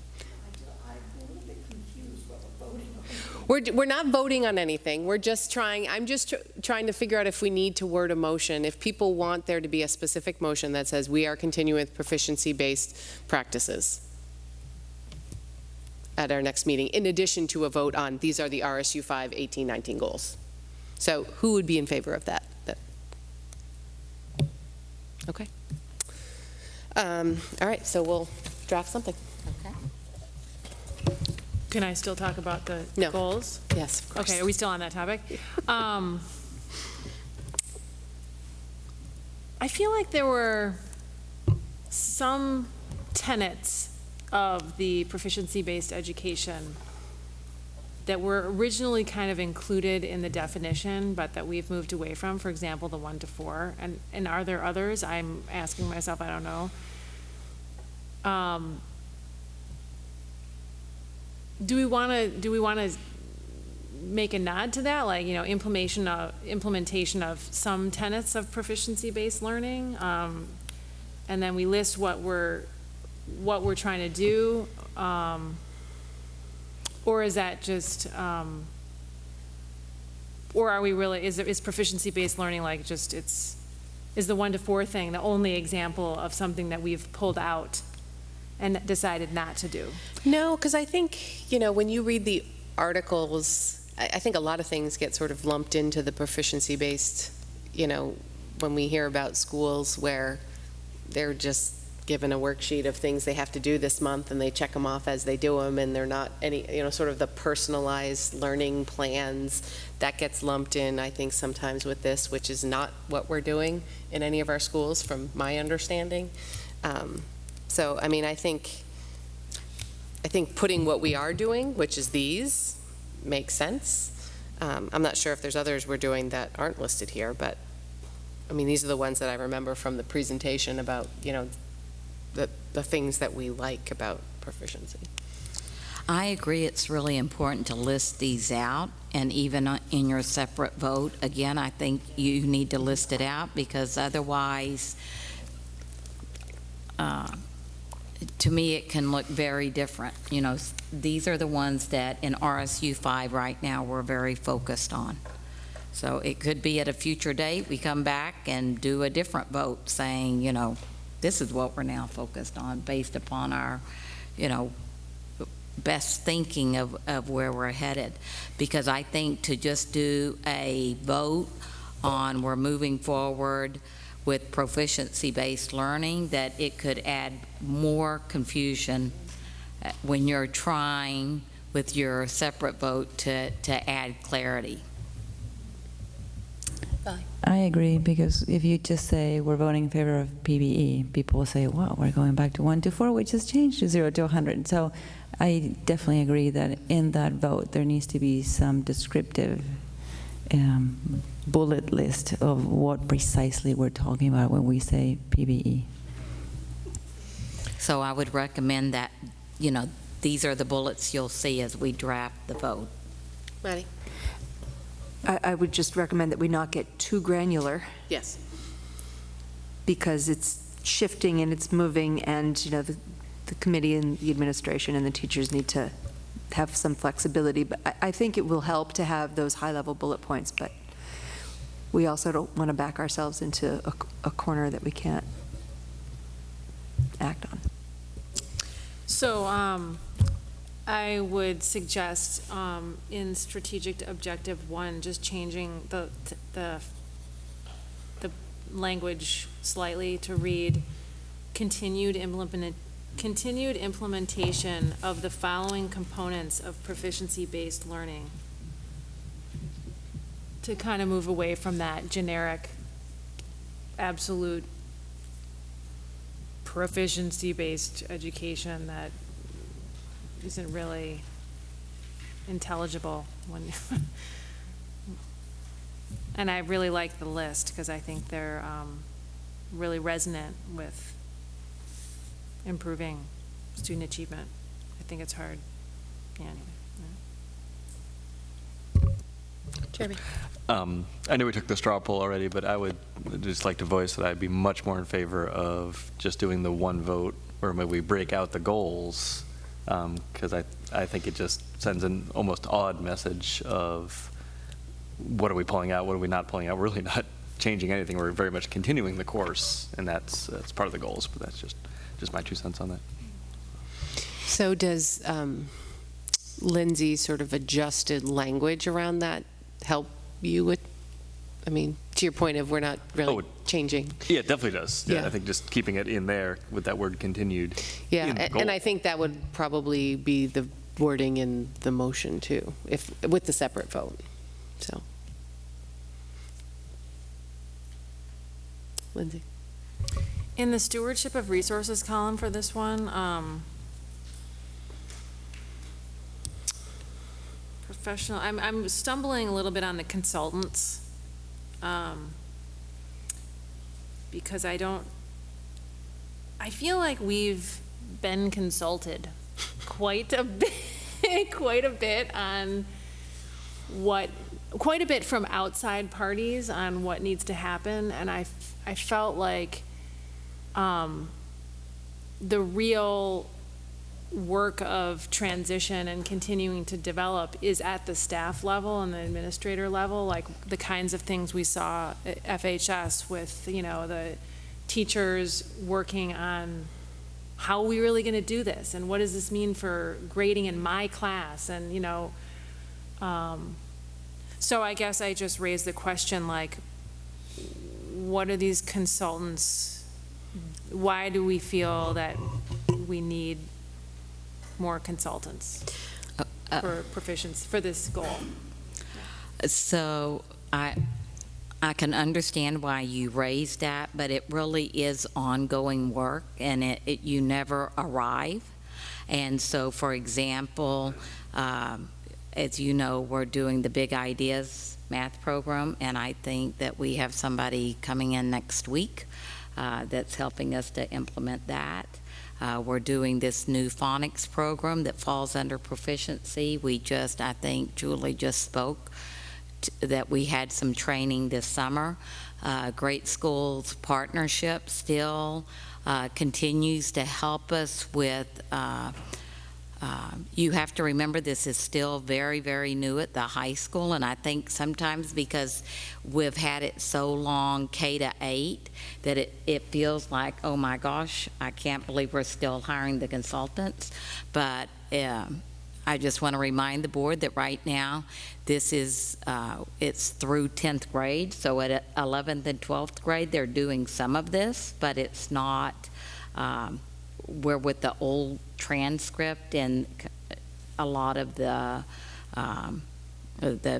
some of the teachers aren't separating out the habits of work, so there's still some need for that.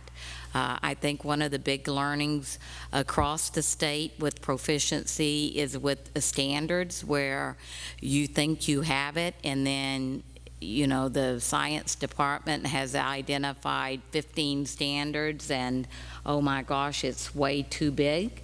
And so we have facilitators that help, that can stay neutral and facilitate that work. And so that's why you see the revision of like the success criteria. There's work to be done there. We try to be very, very thoughtful about the consultants that we pull in anytime, and who can move the work the best. That's what we're always thinking. And I just think that you're always, when you're looking at like an overall goal on teaching and learning, there's going to always be a need for outside consultants because they offer a lens that internal people can't offer. And I just want to be transparent about that. What's the subs line? So when these consultants come in, for example, I think with the math, there will be substitute teachers that'll be required as they do what we call the lab classroom. And so that will release teachers, and they go into one classroom, and there might be a teacher that's doing the lesson, and then the consultant is providing the coaching. And so we need subs in the classrooms where we're pulling those teachers out to see that lab classroom. Sarah? I just have a question. I fully trust that you folks know what you're doing in terms of pulling in consultants and what you do know and don't know, but do you also look to other school districts, other consortiums, whatever, to find out what best practices are instead of just relying on consultants that we have to pay? So thank you for that clarifying question, because we're not calling in consultants to say, what do you think the best practice is? We're usually calling in consultants to say, we know that the best practice is to have clear learning targets, standards, and performance indicators, and can you come in and show help the team kind of work through that process. It's a neutral person. Or you adopted the Big Ideas program, and we've decided from going and visiting other places and looking at the data that that's the program that we think will improve math achievement 6 to 12. And what we're pulling in the consultant for is to provide the professional development that none of our internal people have yet about, tell us the big ideas on this unit, or how does this program work? So, we're learning that you really should start with the activity and exploration into the math concept. And so those are the kind of things that we're doing with the consultants. We're not going to the consultant and saying, tell us what you think are the best practices in education. But we are also doing that kind of work too, where we're consulting with other schools, like what are you doing? How is this looking at your, in your district? So we're doing a lot of visitation. So I was listening to Lindsay, and I think when consultant has like an odd kind of connotation perception, because when you were talking, when you were actually talking about what consultants do, you talked about them as facilitators, coaches, trainers, and I think those words tend to be a lot more accepted in the community as far as like money being spent on things, because I think the perception sometimes is a consultant comes and sits in your office and says, hey, Becky, let's do this. And so I don't know if I'm speaking for you, Lindsay, but like I felt that way too when like you hear the word consultant, you just kind of hear like they just kind of offer you stuff. Like whereas trainers, coaches, those type of people are kind of doers and they're doing things. So I don't know if it's just the word there that gives a weird feeling. Yeah, and it comes from like the purchase professional line. We could also. That doesn't make it sound that doesn't. Right, but like coaching, Yeah. training, Yeah. facilitator, all of that sounds very like active. I think also there's a difference between when we bring in a coach for EDM or for the phonics program or the Big Ideas program, and when we bring in a great schools partnership coach. The perception is that the people who come from organizations that are supportive and developing PBE are here to sell the entire package and are very purist in the way they want to see it implemented. So I think there may be a distinction there in terms of which kinds of consultants we're talking about. So I don't think anyone would argue that we want to have EDM people come in here, look at the classroom and say, this is how you could do things better. But I think a lot of the people in the community may feel differently about someone coming and saying, we've got to implement PBE from A to Z because this is the way we do it. Right. So I think that's a communication issue, right? Because a Great Schools Partnership doesn't have an A to Z package. And so I think it goes back to communication. Yeah, and the perception. And, right. So I'm happy to change the word if you want to give me some direction on that. I mean, do we feel like it's worthy of adjusting it on the goals? Yeah, I think we should call it coaches or something a little more friendly. Or you could go like consultant / Cynthia. Yes, Cynthia? Oh, yeah. Yeah, Okay. that's good. Staff developers? Yeah. Because they're not always coaching, so, I mean, I just don't want to be misleading to the public, but I like Cynthia's idea of staff developers because It could then be a lot of it different things. really is a broad umbrella. I guess I'm sensing like the political unrest Mhm. with the Great Schools Partnership, and the question that comes to my mind is, well, we've spent all this time and energy developing the 9th and 10th grade teachers and their processes, and haven't they become somewhat expert in this, and can't, when do we have our teachers in district be leaders for continued transition to other grades based on their previous 5 years of experience with this stuff. Sorry if that sounded harsh, but it's just the thoughts that are coming to my mind based on this whole community discussion about that. So maybe I would recommend just taking out GSP and not listing them and just putting staff developers there. We can do that. You know, I mean. But I don't want to just erase it from the goal if it's going to continue to happen. So I think it needs to be a forthright conversation about, do we need that?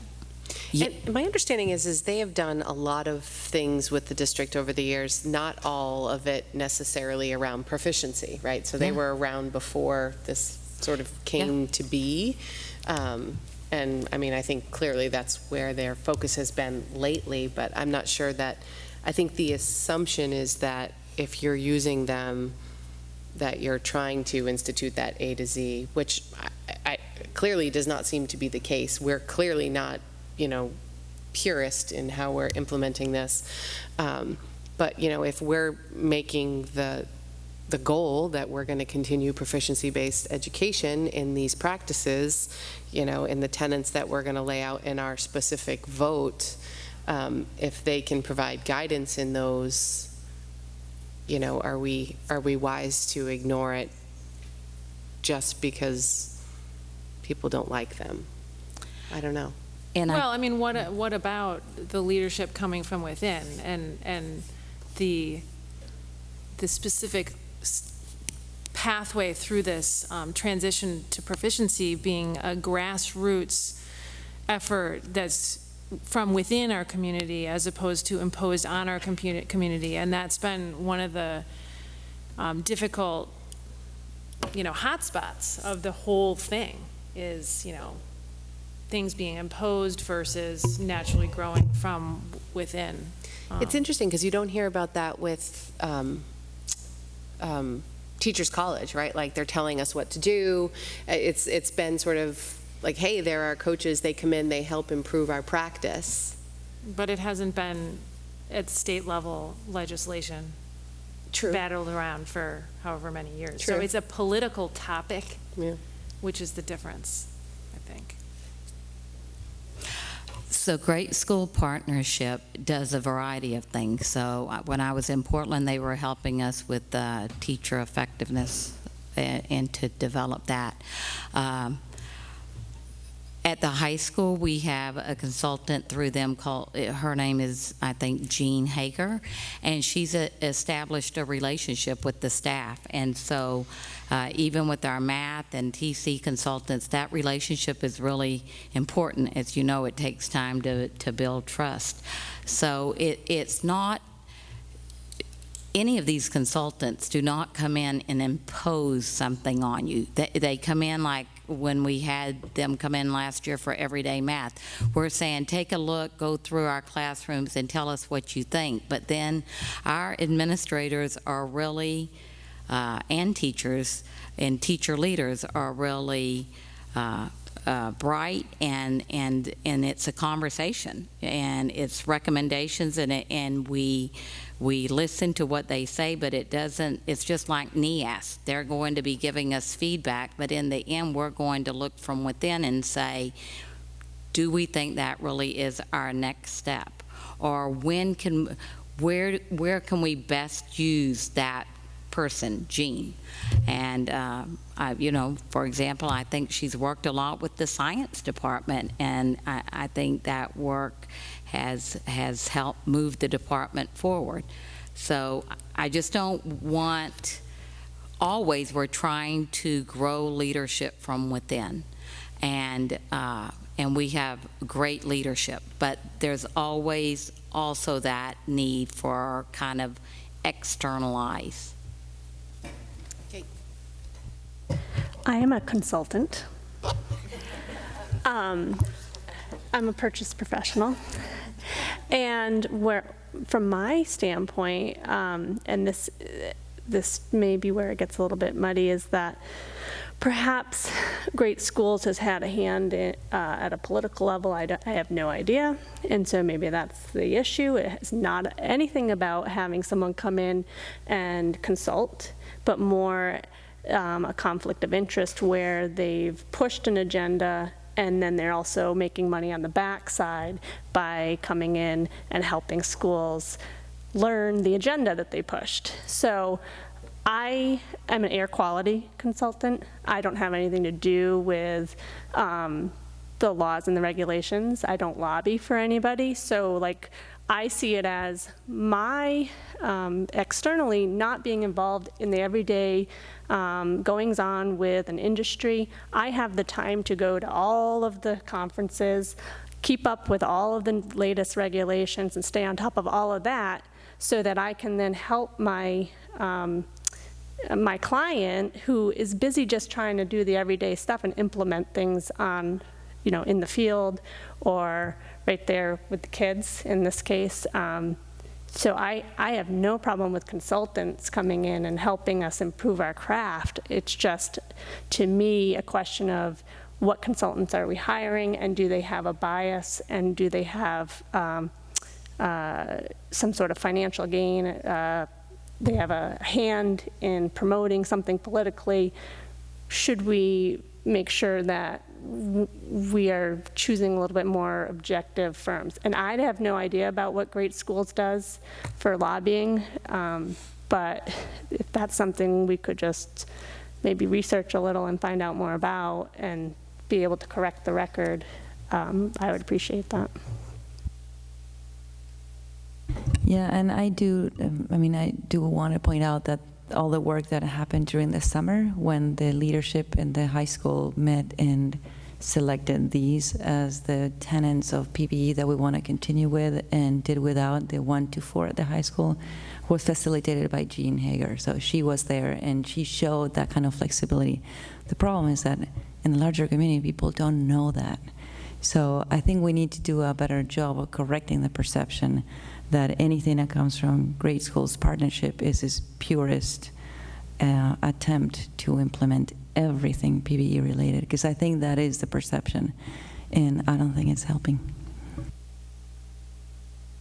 So to get us back to the bullet points in stewardship of resources, I think this is great discussion, but I think that it's just clunky to read that, professional development time, and then those bullet points, maybe a slightly more descriptive phrase, something like what Kate just said or what you said before around continuing to work with the staff to hone their skill and keep it top of mind, something. I don't have the language myself for it right now, but more of a phrase, and closing with including the following kinds of professional development workshops, and instead of saying GSP, saying, experts, if you could put GSP in parentheses so that we're not hiding anything from anybody. Just make it a little bit more descriptive and a little bit more accessible to people who don't speak what the administration speaks. Does that make sense? I think that column, though, stewardship of resources, we've used that as, hey, what's the money associated with doing this goal? Like, these are the things we're going to spend money on. We're going to spend money on workshops, we're going to pay subs, we're going to pay for release time, and we're going to pay for staff developers. That's, I think, how the other ones are built. So, we call it something fancy like stewardship of resources because that's one of our, overarching things is to make sure we're good stewards of our, financial resources and our people resources. But that's really where that comes from. So, I'm not saying that putting something descriptive in there isn't a good idea, but I think that's where these ones came from.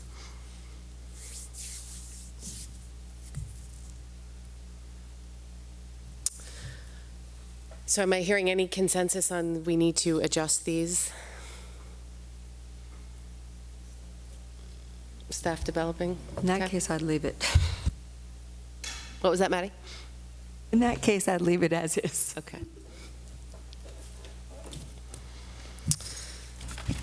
Can I make one comment on that particular goal? Under accountability and communication, we have the fourth, inform board members at regular intervals about implementation. And we talked about adding and parents and the larger community, but inform all stakeholder groups, not just board members. That one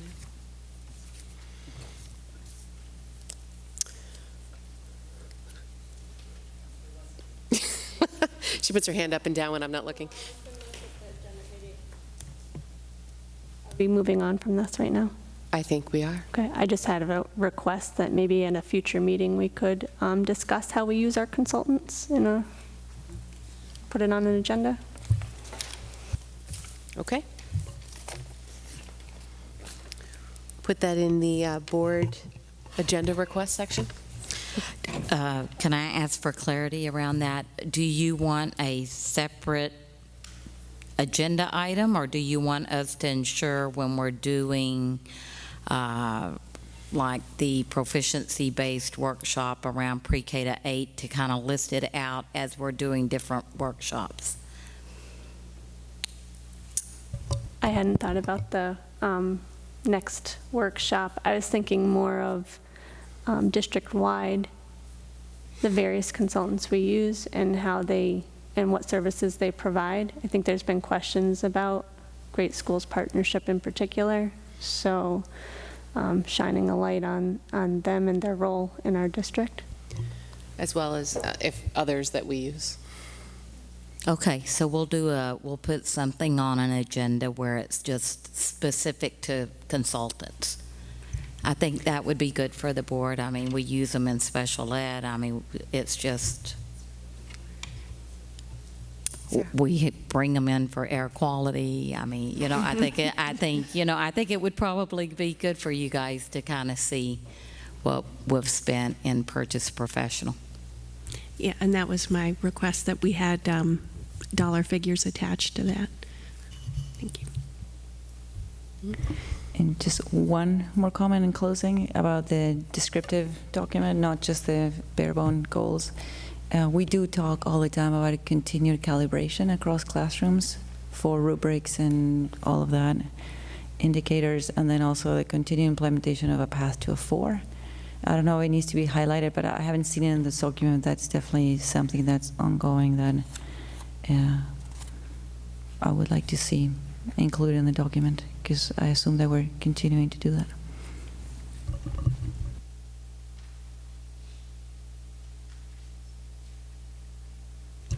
Okay. Are folks ready to move on from the goals? Usually we'd end with a vote, but we're not going to this time.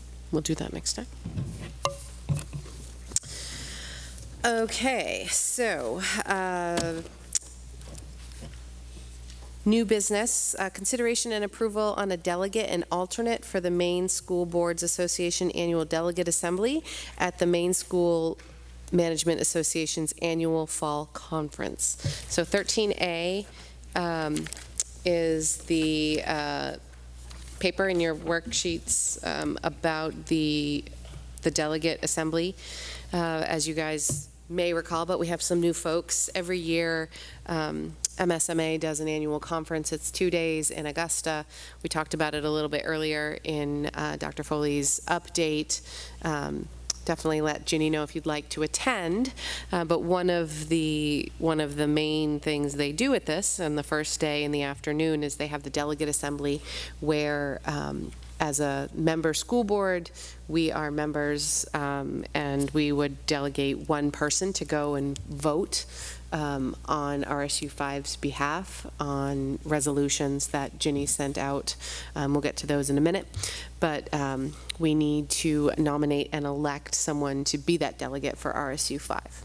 So the first requirement of being a delegate is that you can go and attend, and the delegate meeting is on that first day. It's the Thursday, October something, 25th, and it's in the afternoon. I think it's about 3 o'clock.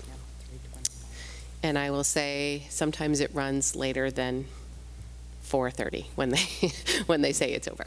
So, and we usually will elect a delegate and an alternate in case something happens, and the delegate is unable to fulfill their duties, just like Miss America. So, do we have any volunteers? I think Valley just stepped out. Would anybody like to volunteer her? Oh, Candy, you're able to? Okay. So Candy as the delegate, is anyone willing to serve as the alternate in case Candy isn't able to make it? No? We nominated you as the alternate. Nope. That's okay. We weren't really going to make you do it. I'm thinking of going, but I'm pretty sure I have to be back here in the afternoon. That's why I'm not raising my hand. Okay. I'm planning on being there. I can be the alternate if you can't make it. So, usually don't stay that late in the day, but I can probably make it work if we need to. So, okay, so Candy as the delegate and myself as the alternate. So we need a motion. Maddie, Erica, all those in favor? None opposed? Thank you. Okay, so the other, and what she's actually going to be voting on is the, in your packets, it's white, 13B. Ginny sent them out, I think yesterday or Monday, when they were released by the MSMA. They weren't ready when the package went out last week. There's one amendment to the Constitution. So typically how we've done this in the past, well, in the distant past, we didn't even really discuss these. And the delegate just went and voted however they thought we would want them to. The past few years, we've gone through them and just sort of provided some guidance to the delegate on, as a board, how we felt on the resolutions. So the first thing that they'll vote on is the motion for the proposed constitutional amendment for the group, which is to allow the newly formed regional service centers to be associate members of the MSBA. It's MSBA, right? The School Board Association, right? So they're non-voting members because really everyone that's in those regional service centers is an existing member of the MSBA. So I think it just provides them recognition as an entity and an associate member. So does anybody see an issue with supporting that? No. Okay. All right. So then the next thing that they'll go through is the proposed resolutions, and there are 7 of them this year. And I'm going to presume that folks had a chance to read through these when Ginny sent them out. So we'll go through these and see if there's some consensus on those. Number 1 is the CDC move to public schools. I think this is something that's been in the works for a couple of years. Basically, the MSBA is saying that they support that move from, moving the younger kids, the pre-K age kids, to get services when they're in school in the pre-K program. I imagine for consistency's sake. And what's that? Replacing child development, right? Or so moving them so that they're getting services in the school as opposed to. Right. So 3 and 4, right? So basically it's lowering the age that the services would be provided to kids in the public schools, right? So it would get them in there sooner, and it would also move, because right now pre-K, they're getting service through CDC, correct? CDS. Yeah, Kate. On that, because we don't have a lot of space, and if this were to come, like I'm thinking of Durham, where we now have no extra classrooms with the pre-K being there. What would that mean for us if we had to now have 3 and 4-year-olds. So this is an area, this is why it kind of got tabled last year. That is a big issue throughout the state. It doesn't mean that we would be servicing all 3-year-olds. It just means that it's the 3-year-olds that have special needs. I think for us here, it would be, there probably wouldn't be one in every school. So we'd have to figure out the space, like what school do we have space? I mean, the space is a big issue for the schools, which is, I think we all support the concept because in the past, it's been a very, very slow process with CDS. And so we feel like we can probably expedite that if it's within the public schools. But we'll have to find the space. And the money. At least it says only if it is well-planned and appropriately funded by the state. Exactly.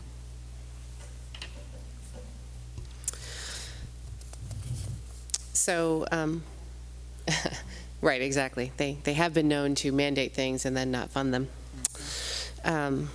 So, from your perspective, would you be in support of this resolution? I mean, because all this resolution does is say that they're right.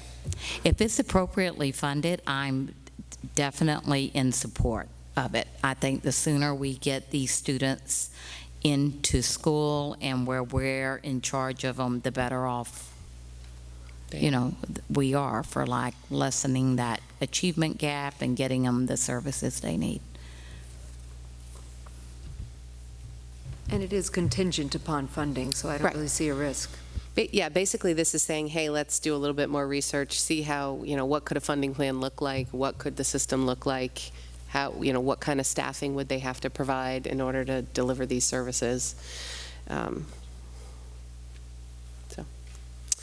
Kate?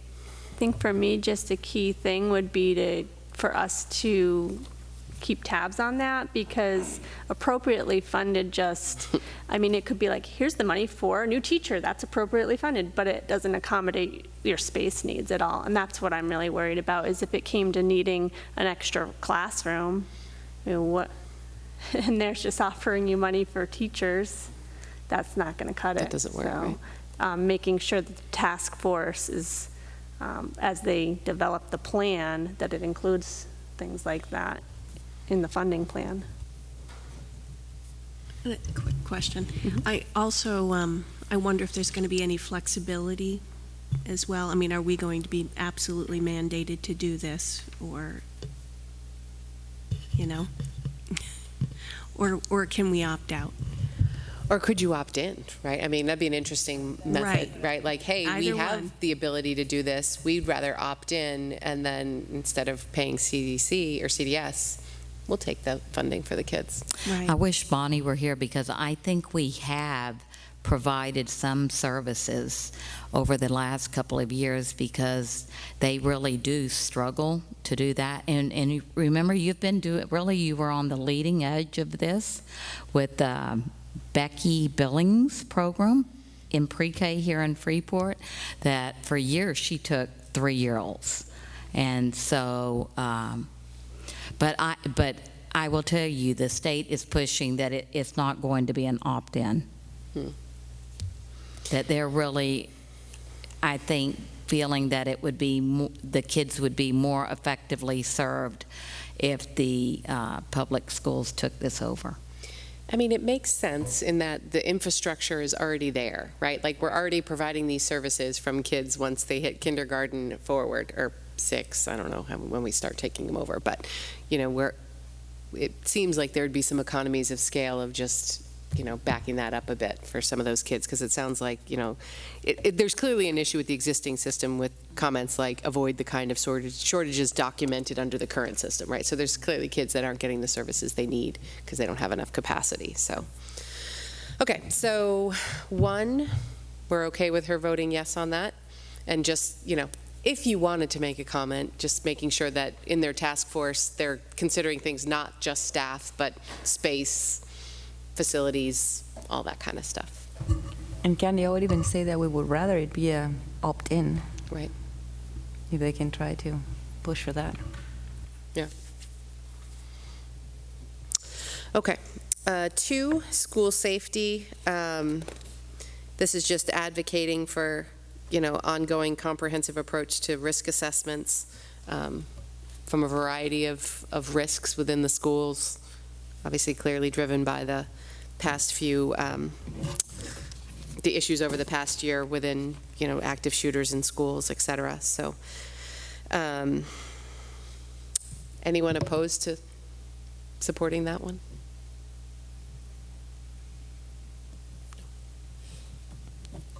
Okay.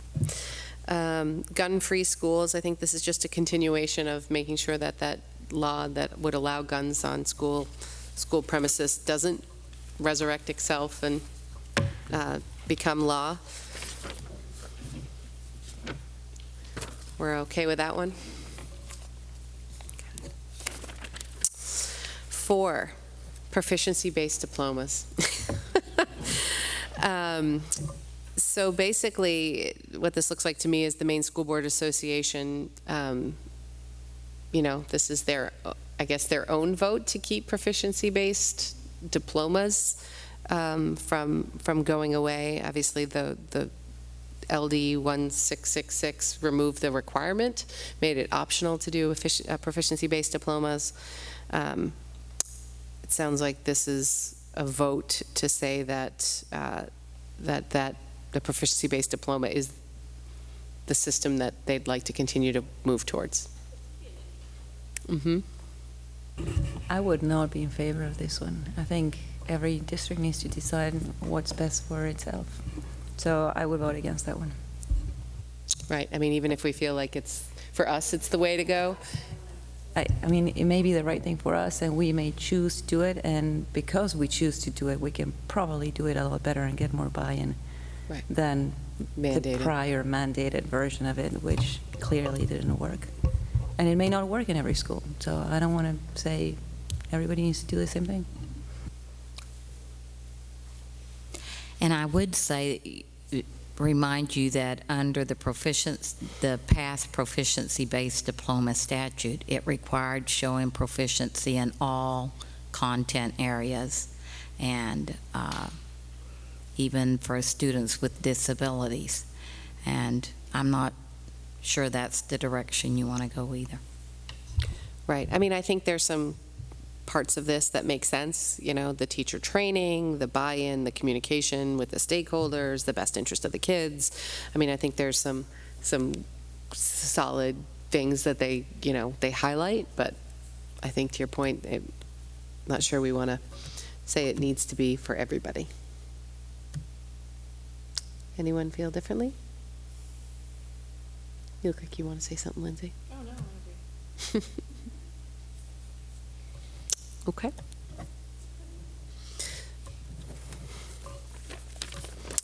Um, 5, special ed reform. I thought this one was interesting. This seems like a really big thing. Right, like we just want to overhaul special ed.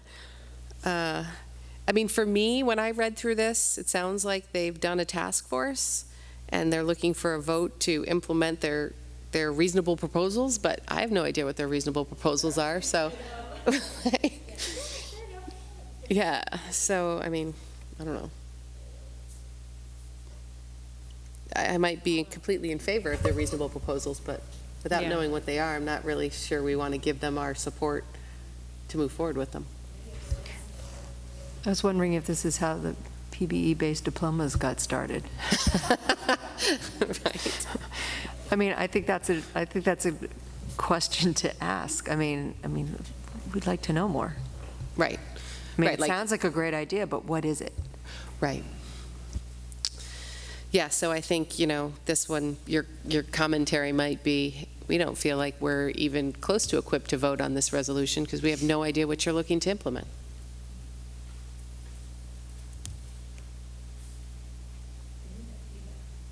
Yeah, you would think. Right. right? Because, I mean, very easily, who knows what they could say in there, but be like, well, we've got the vote of all the school boards. They all approve this. They all support this. And it was some, sort of generic, vague thing that people went, oh, we just vote yes on these things. So. 6, starting teacher pay in longer school year. Do our kids only go 175? Why did I have 180 in my head? Oh, we pay teachers 180, but we pay them 185. 182.5. 182.5. They're guaranteed 180. We pay them 182.5. That's right. Okay.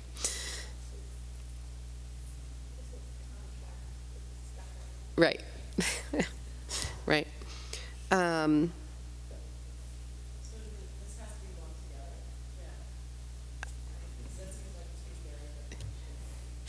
Right, well, maybe they go together in that if you want them to work 5 more days, the.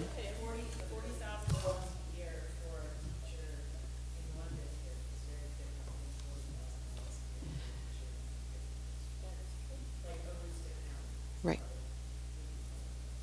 Yes, they would. That's why they're doing it, right?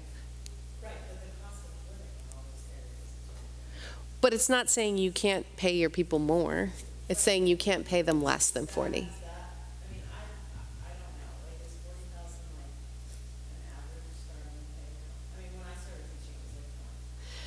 I think it's more than most starting.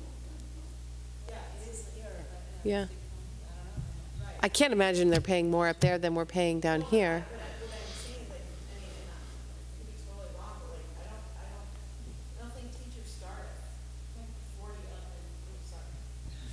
At $40,000 a year up in Aroostook County. But I think that's part of the point. They are having such a shortage of teachers. It's the same reason they pay doctors obscenely amounts more money in Aroostook County at a hospital up there than they make at Maine Med, because they're dying for Right, people. but can those towns afford to have teachers being paid $40,000? Right, the question is, when their who would pay the taxes are- 40,000? It's additional state funding to raise the starting teacher salary.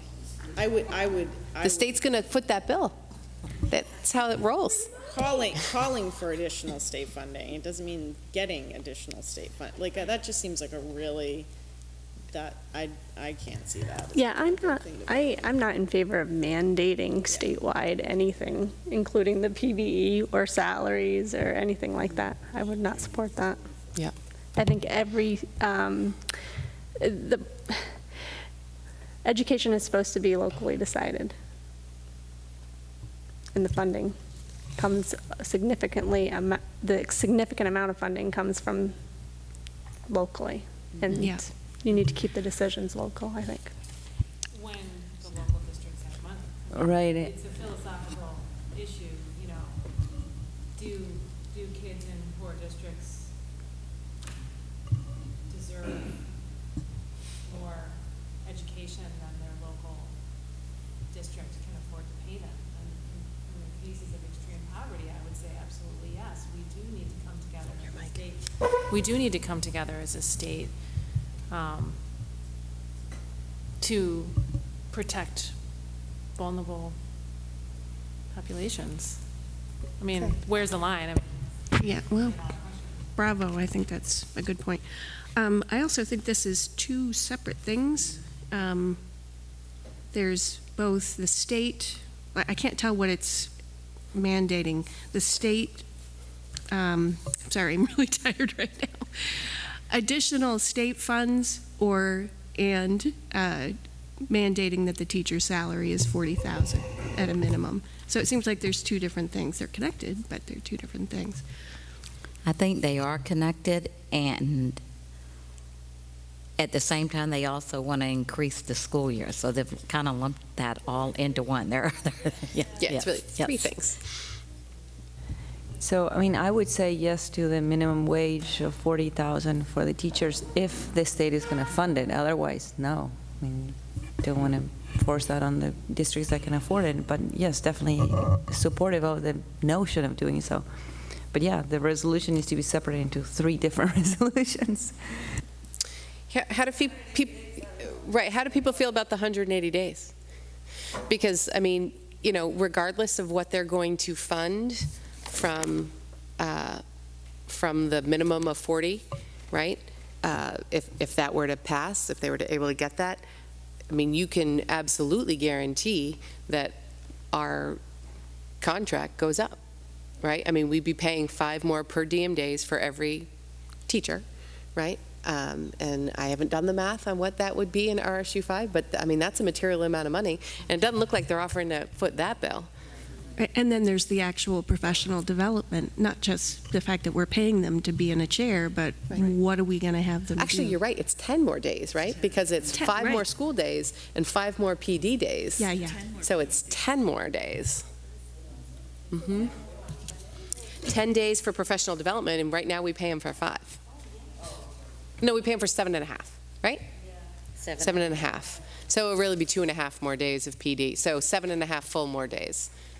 5 for instructional time and 2.5 for PD. I don't know. I mean, I guess that goes back to the.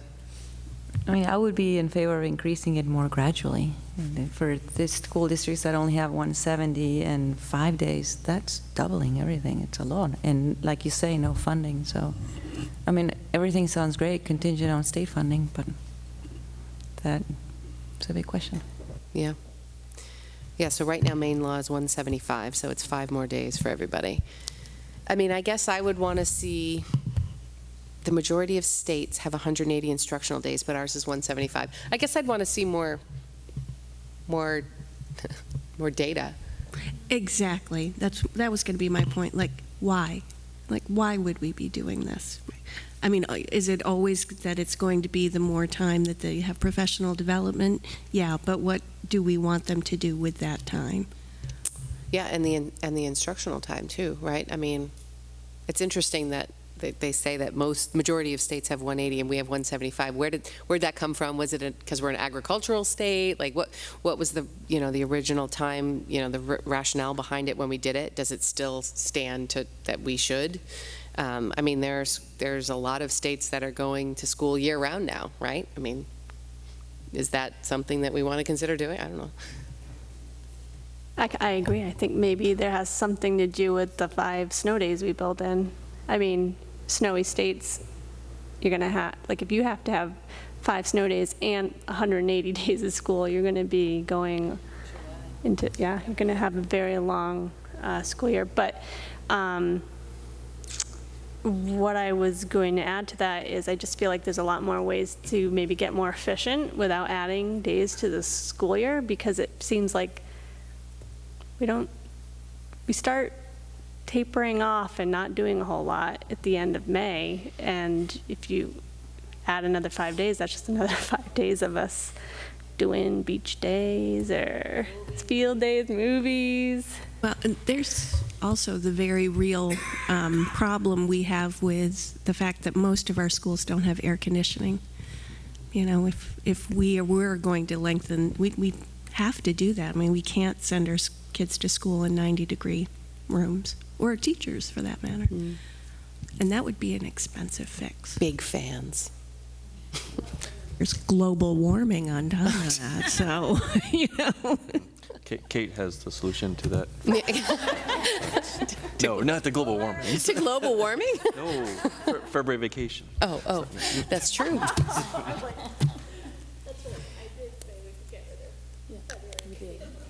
There it is, 5 more days. Well, they say most, it may be something as simple as that. Like, there's most parts of the state don't have February and April vacation. They have 5 days in March. I mean, that's 5 days. Mm-hmm. No, not in our state, but other parts of the country. Like New England, it's pretty standard, but a lot of them are moving away from it. Like Connecticut, very few of them have 2 vacations anymore.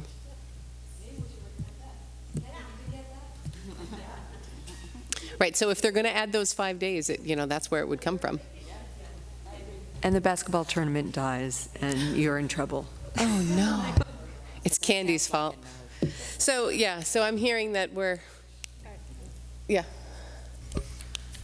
I'm going to add a dissenting opinion here. I hear everything you guys are saying, and I agree with most of it.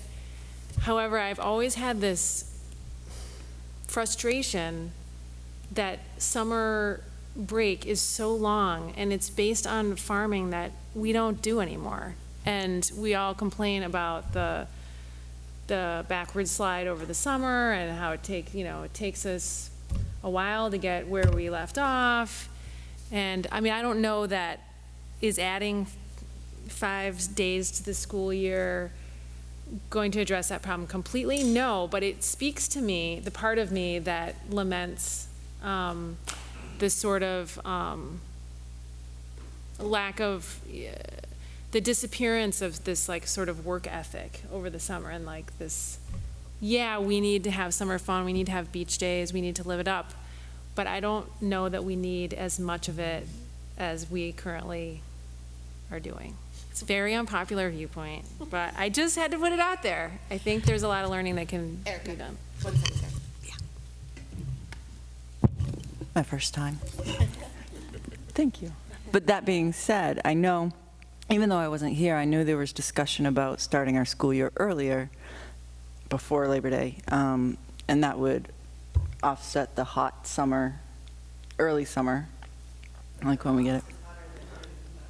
Well, yeah, but like, so, yeah, it all depends. Now it's changing. Like, it's hard to say. But that being said, you could look into that too. Instead of making it go longer into summer, if we started it earlier, like most of the state does, our school doesn't.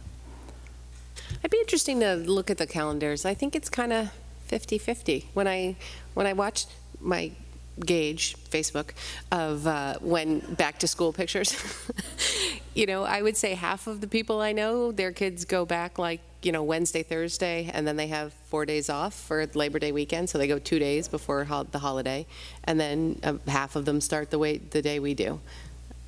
My very anecdotal assessment, yeah.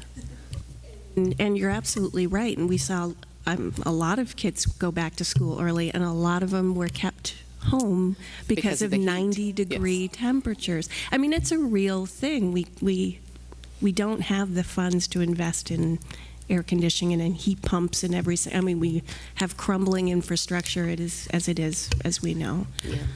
So. Okay, so we've got to give Candy some direction on this one, which is sort of a half hand raise, nod, we're not sure. So I think it is one resolution, right? So, she can certainly provide some thoughts around, these seem to be very separate discussions. But at the end of the day, I'm going to guess they're going to vote on one. So how many people are in favor of her supporting Resolution 6? And not supporting Resolution 6?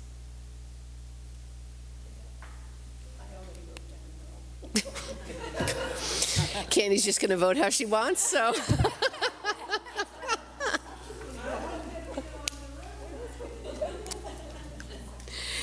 Yeah, I mean, I think what we're hearing is that some of the thought behind it probably has some merit.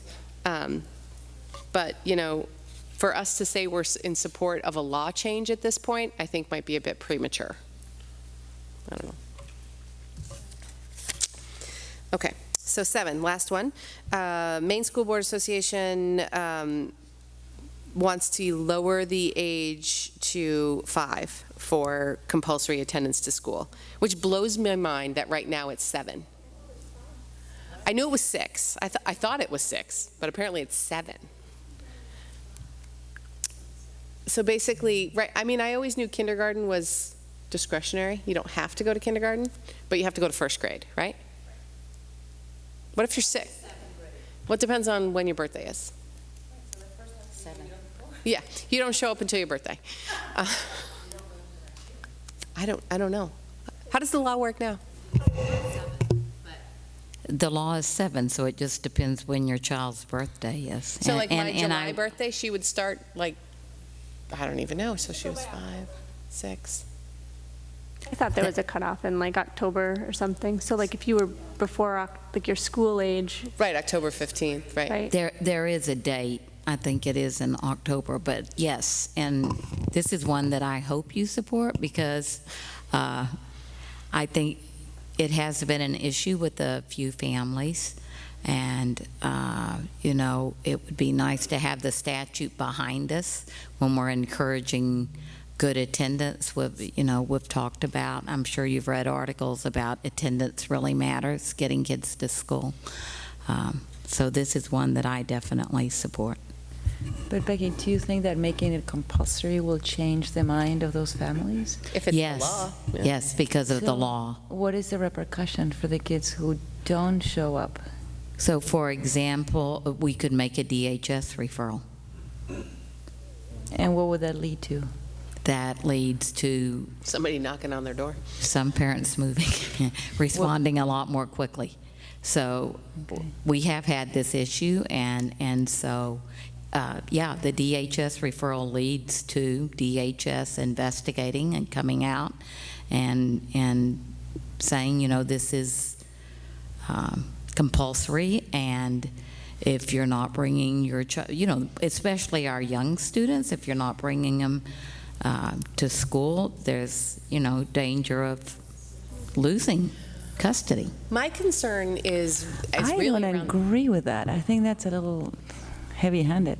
I mean, I'm all for showing the benefits of attendance, but making it compulsory and contingent and having the ability to keep your child contingent on your child attending school, if it leads to that, I really can support that. Is it already, is it 7? Middle of second grade, like, Right. I'm ready to learn now? Exactly, that's the issue. But is that what is happening? What are we trying to solve here? Do we have a lot of kids who just don't show up to school until they turn 7? No, thank goodness. But we do have some, we have had this issue here where, you know, they're enrolling the student, right? So think about this, they're enrolling the student, but then the student is not coming on a regular basis to like kindergarten or first grade, and the disruption that causes to even the rest of the classroom, right? Because they're in you know, we're calling, we're doing all of those things of what can we do to support you. It's just very disruptive to learning for the child, for the class. No, and I agree with that, and I'm not supportive of anyone not sending their kid to school on just at-will basis. I mean, sending the kid on an at-will basis, but at the same time, making it compulsory may lead to consequences that may not be what we want, like families losing their children. I don't know. I mean, if this is what it can lead to, then it makes a big difference. Make the DHS. Like, it depends, right? I mean, it just gives the ability that, I don't know. My concern is the 5 age. I actually feel, so like if you have a young 5, right, like your kid turns 5 in September, I know particularly boys, oftentimes they'll hold them until the following year to start kindergarten because they're not quite ready yet. It's 6. The compulsory is 6, but they're recommending that it be 5. No, it's 7 and they want it to be 5. No, right? keep The recommendation is compulsory at 6, recommended at 5. Yeah, it's Okay. confusing. They're Okay, really yeah. moving it back 1 All right. year. Yeah. All right, that makes more sense. I'm more comfortable with that. Can I? Yeah. I would agree with that previous speaker. In an instance where a parent felt strongly that their child was not ready to be in a public school setting, and I would assume that if that were the case, that there would be a workaround, like fine, provide some education at home kind of a situation, in a homeschooling situation, that I think would be perfectly acceptable. But I think my guess is that this is being recommended because the kinds of families that aren't complying are not the kinds of families necessarily who would be providing that kind of opportunity for their kids. They're the kids that fall through the cracks and need the help of public education. So for that reason, I support this. So, Maddie, you're saying that for the families who opt to homeschool, then this requirement wouldn't really kick in? I think it never does, right? so. I mean, It you never just, does. It if you want to doesn't now. homeschool, you just have to prove that you're homeschooling, right? Regardless of the age. Or, private school, or, right? Yeah, yeah. Hold on just a second. Yeah. In response to the concern about, children being taken away from their families being an unintended consequence, I mean, I'm not intimately familiar with DHS's process, but it's not like one strike and you're ripped away from your family. I mean, they thoroughly investigate, and I don't think that the children being taken away from the parents would be a direct consequence of them not coming to school. I think it would be probably other issues that, that not coming to school is a symptom of other issues that they discover through the process. So I'm comfortable with supporting the resolution. Sarah? I'm just trying to see if there's any language in here that specifically, or if there should be language around, that this is for all types of schooling, not just public schooling. So should it say something that includes homeschooling or not, or is it just understood? I would rather it be. Yeah, I think it's understood that if you change it to 5, that all families are required to start educating their children at age 5, whether it be through public, private, or homeschool. But those are very specific things. So I think there are people who think they may be educating their children at home who aren't doing it in those specific ways. So should we be clear? Should that be clear? So you, in order to be a homeschooler, you have to file an application to the state, and then beyond that, it is very loose.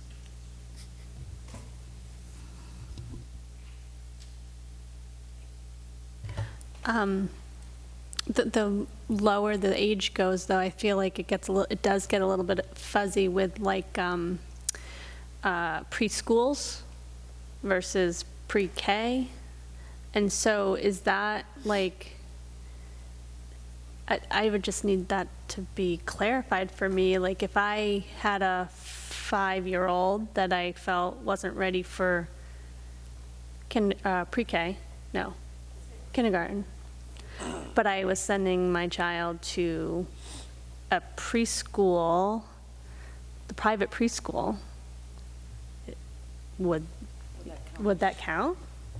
Well, I think what they pointed out to me was that would be okay because they don't have to be in public school until they're 6. So that would get you to the point where most kids, if you're concerned about a young 5, would be ready by 6. But then they would go into kindergarten at 6, right? Do we ever let kids who show up at 6 start first grade? Sure. We do? Really? Well, if they've never been to kindergarten, I would say usually when that happens, the parents have, because the child is exhibiting young behavior, you usually start them in kindergarten. But there's not anything that says you have to start them in kindergarten. Things you learn. So think about the in districts like Portland that they're receiving kids from different countries. They have to assess where the student is and then place them in the best environment for learning that they can. That's a really good point. So what if, they are 7, but they're not ready to go into first or second grade? They really need to go into a kindergarten level. So would they get special services, and if they've never been educated before in our school system, I'm not sure what that would look like. Mm-hmm. I had a 15-year-old in 7th grade that was a student that never went to school and was sort of fast-tracked, started, and kind of by the time he was 15 ended up in 7th grade, which is, not where it's So it just, that's a result probably it was a result of not starting school at the appropriate time. Right. Right. Okay. So, is there anyone who feels that this is not a yes vote for Candy? So recommended at 5, compulsory at 6. Anyone disagree with that? She already wrote down yes, so hopefully you don't. Okay. Thank you. I know that took a little bit of time, but I've actually found their resolutions to be interesting over the years, what they tend to focus on. I find it really interesting how much time we spend on it when before we never even looked at it. We never even looked at it, right? We're like, okay, you're the delegate, good luck. Let us know how it goes. I don't even think we asked how it went. Okay, so we've done 13A and 13B. 14, personnel. Consideration and approval to employ a music teacher at the Durham Community School for the 2018-2019 school year. So I'd like to recommend Jill Palmer for the music teacher at DCS. She comes to us with the Bachelor of Arts in Music Education from USM and has been teaching at Georgetown Central School. Her reference says that Jill's energy is one of a kind. Her creativity shines through in all of her concerts and classroom activities, and we are very excited to have Jill joining our team. We have a motion. Sarah, second. Jen, all those in favor? None opposed? Oh, yep. As a graduate of the USM Music Department, I heartily welcome her. Okay, so consideration and approval to employ a .4-time social worker at the Pownell Elementary School for the 2018-2019 school year. I'd like to recommend Nancy Rochot to Pownell Elementary School as a social worker. She comes to us with her bachelor's in psychology, her master's in social work from Simmons. Her reference says that Nancy is a natural leader possessing an innate ability to relate to both coworkers and clients while synthesizing excellent clinical skills with her easygoing, relatable personality. So we're excited to welcome her to PES. It's quite a reference. Yeah, A motion? Valley, second. Kate, all those in favor? None opposed? Thank you. And then we have the adjustment to the agenda, 14C, consideration and approval to employ a .8-time nurse at Pownell Elementary School for the 2018-2019 school year. I'm delighted to recommend Abigail Levitt to Pownell Elementary School. She comes to us with her bachelor's in nursing from University of Montana. She is currently working in RSU 4, Oak Hill. She has extensive experience working with children and families, and her reference states that Abigail thinks the best of kids and they feel that. She laughs with them, gives them Band-Aids and ice packs when they need them, but equally listens to their fears, worries, and heartbreak and heals that as well. We're excited to welcome Abigail to PES. Okay, so a motion. Maddie, second. Erica, all those in favor? None opposed? Thank you. All right. 14, A, B, and C, public comment. Sorry, folks, only 3 minutes a person. Okay, so I would entertain a motion to adjourn. Kate, second? You can't second your own thing. Jeremy, all those in favor? All right, thank you very much.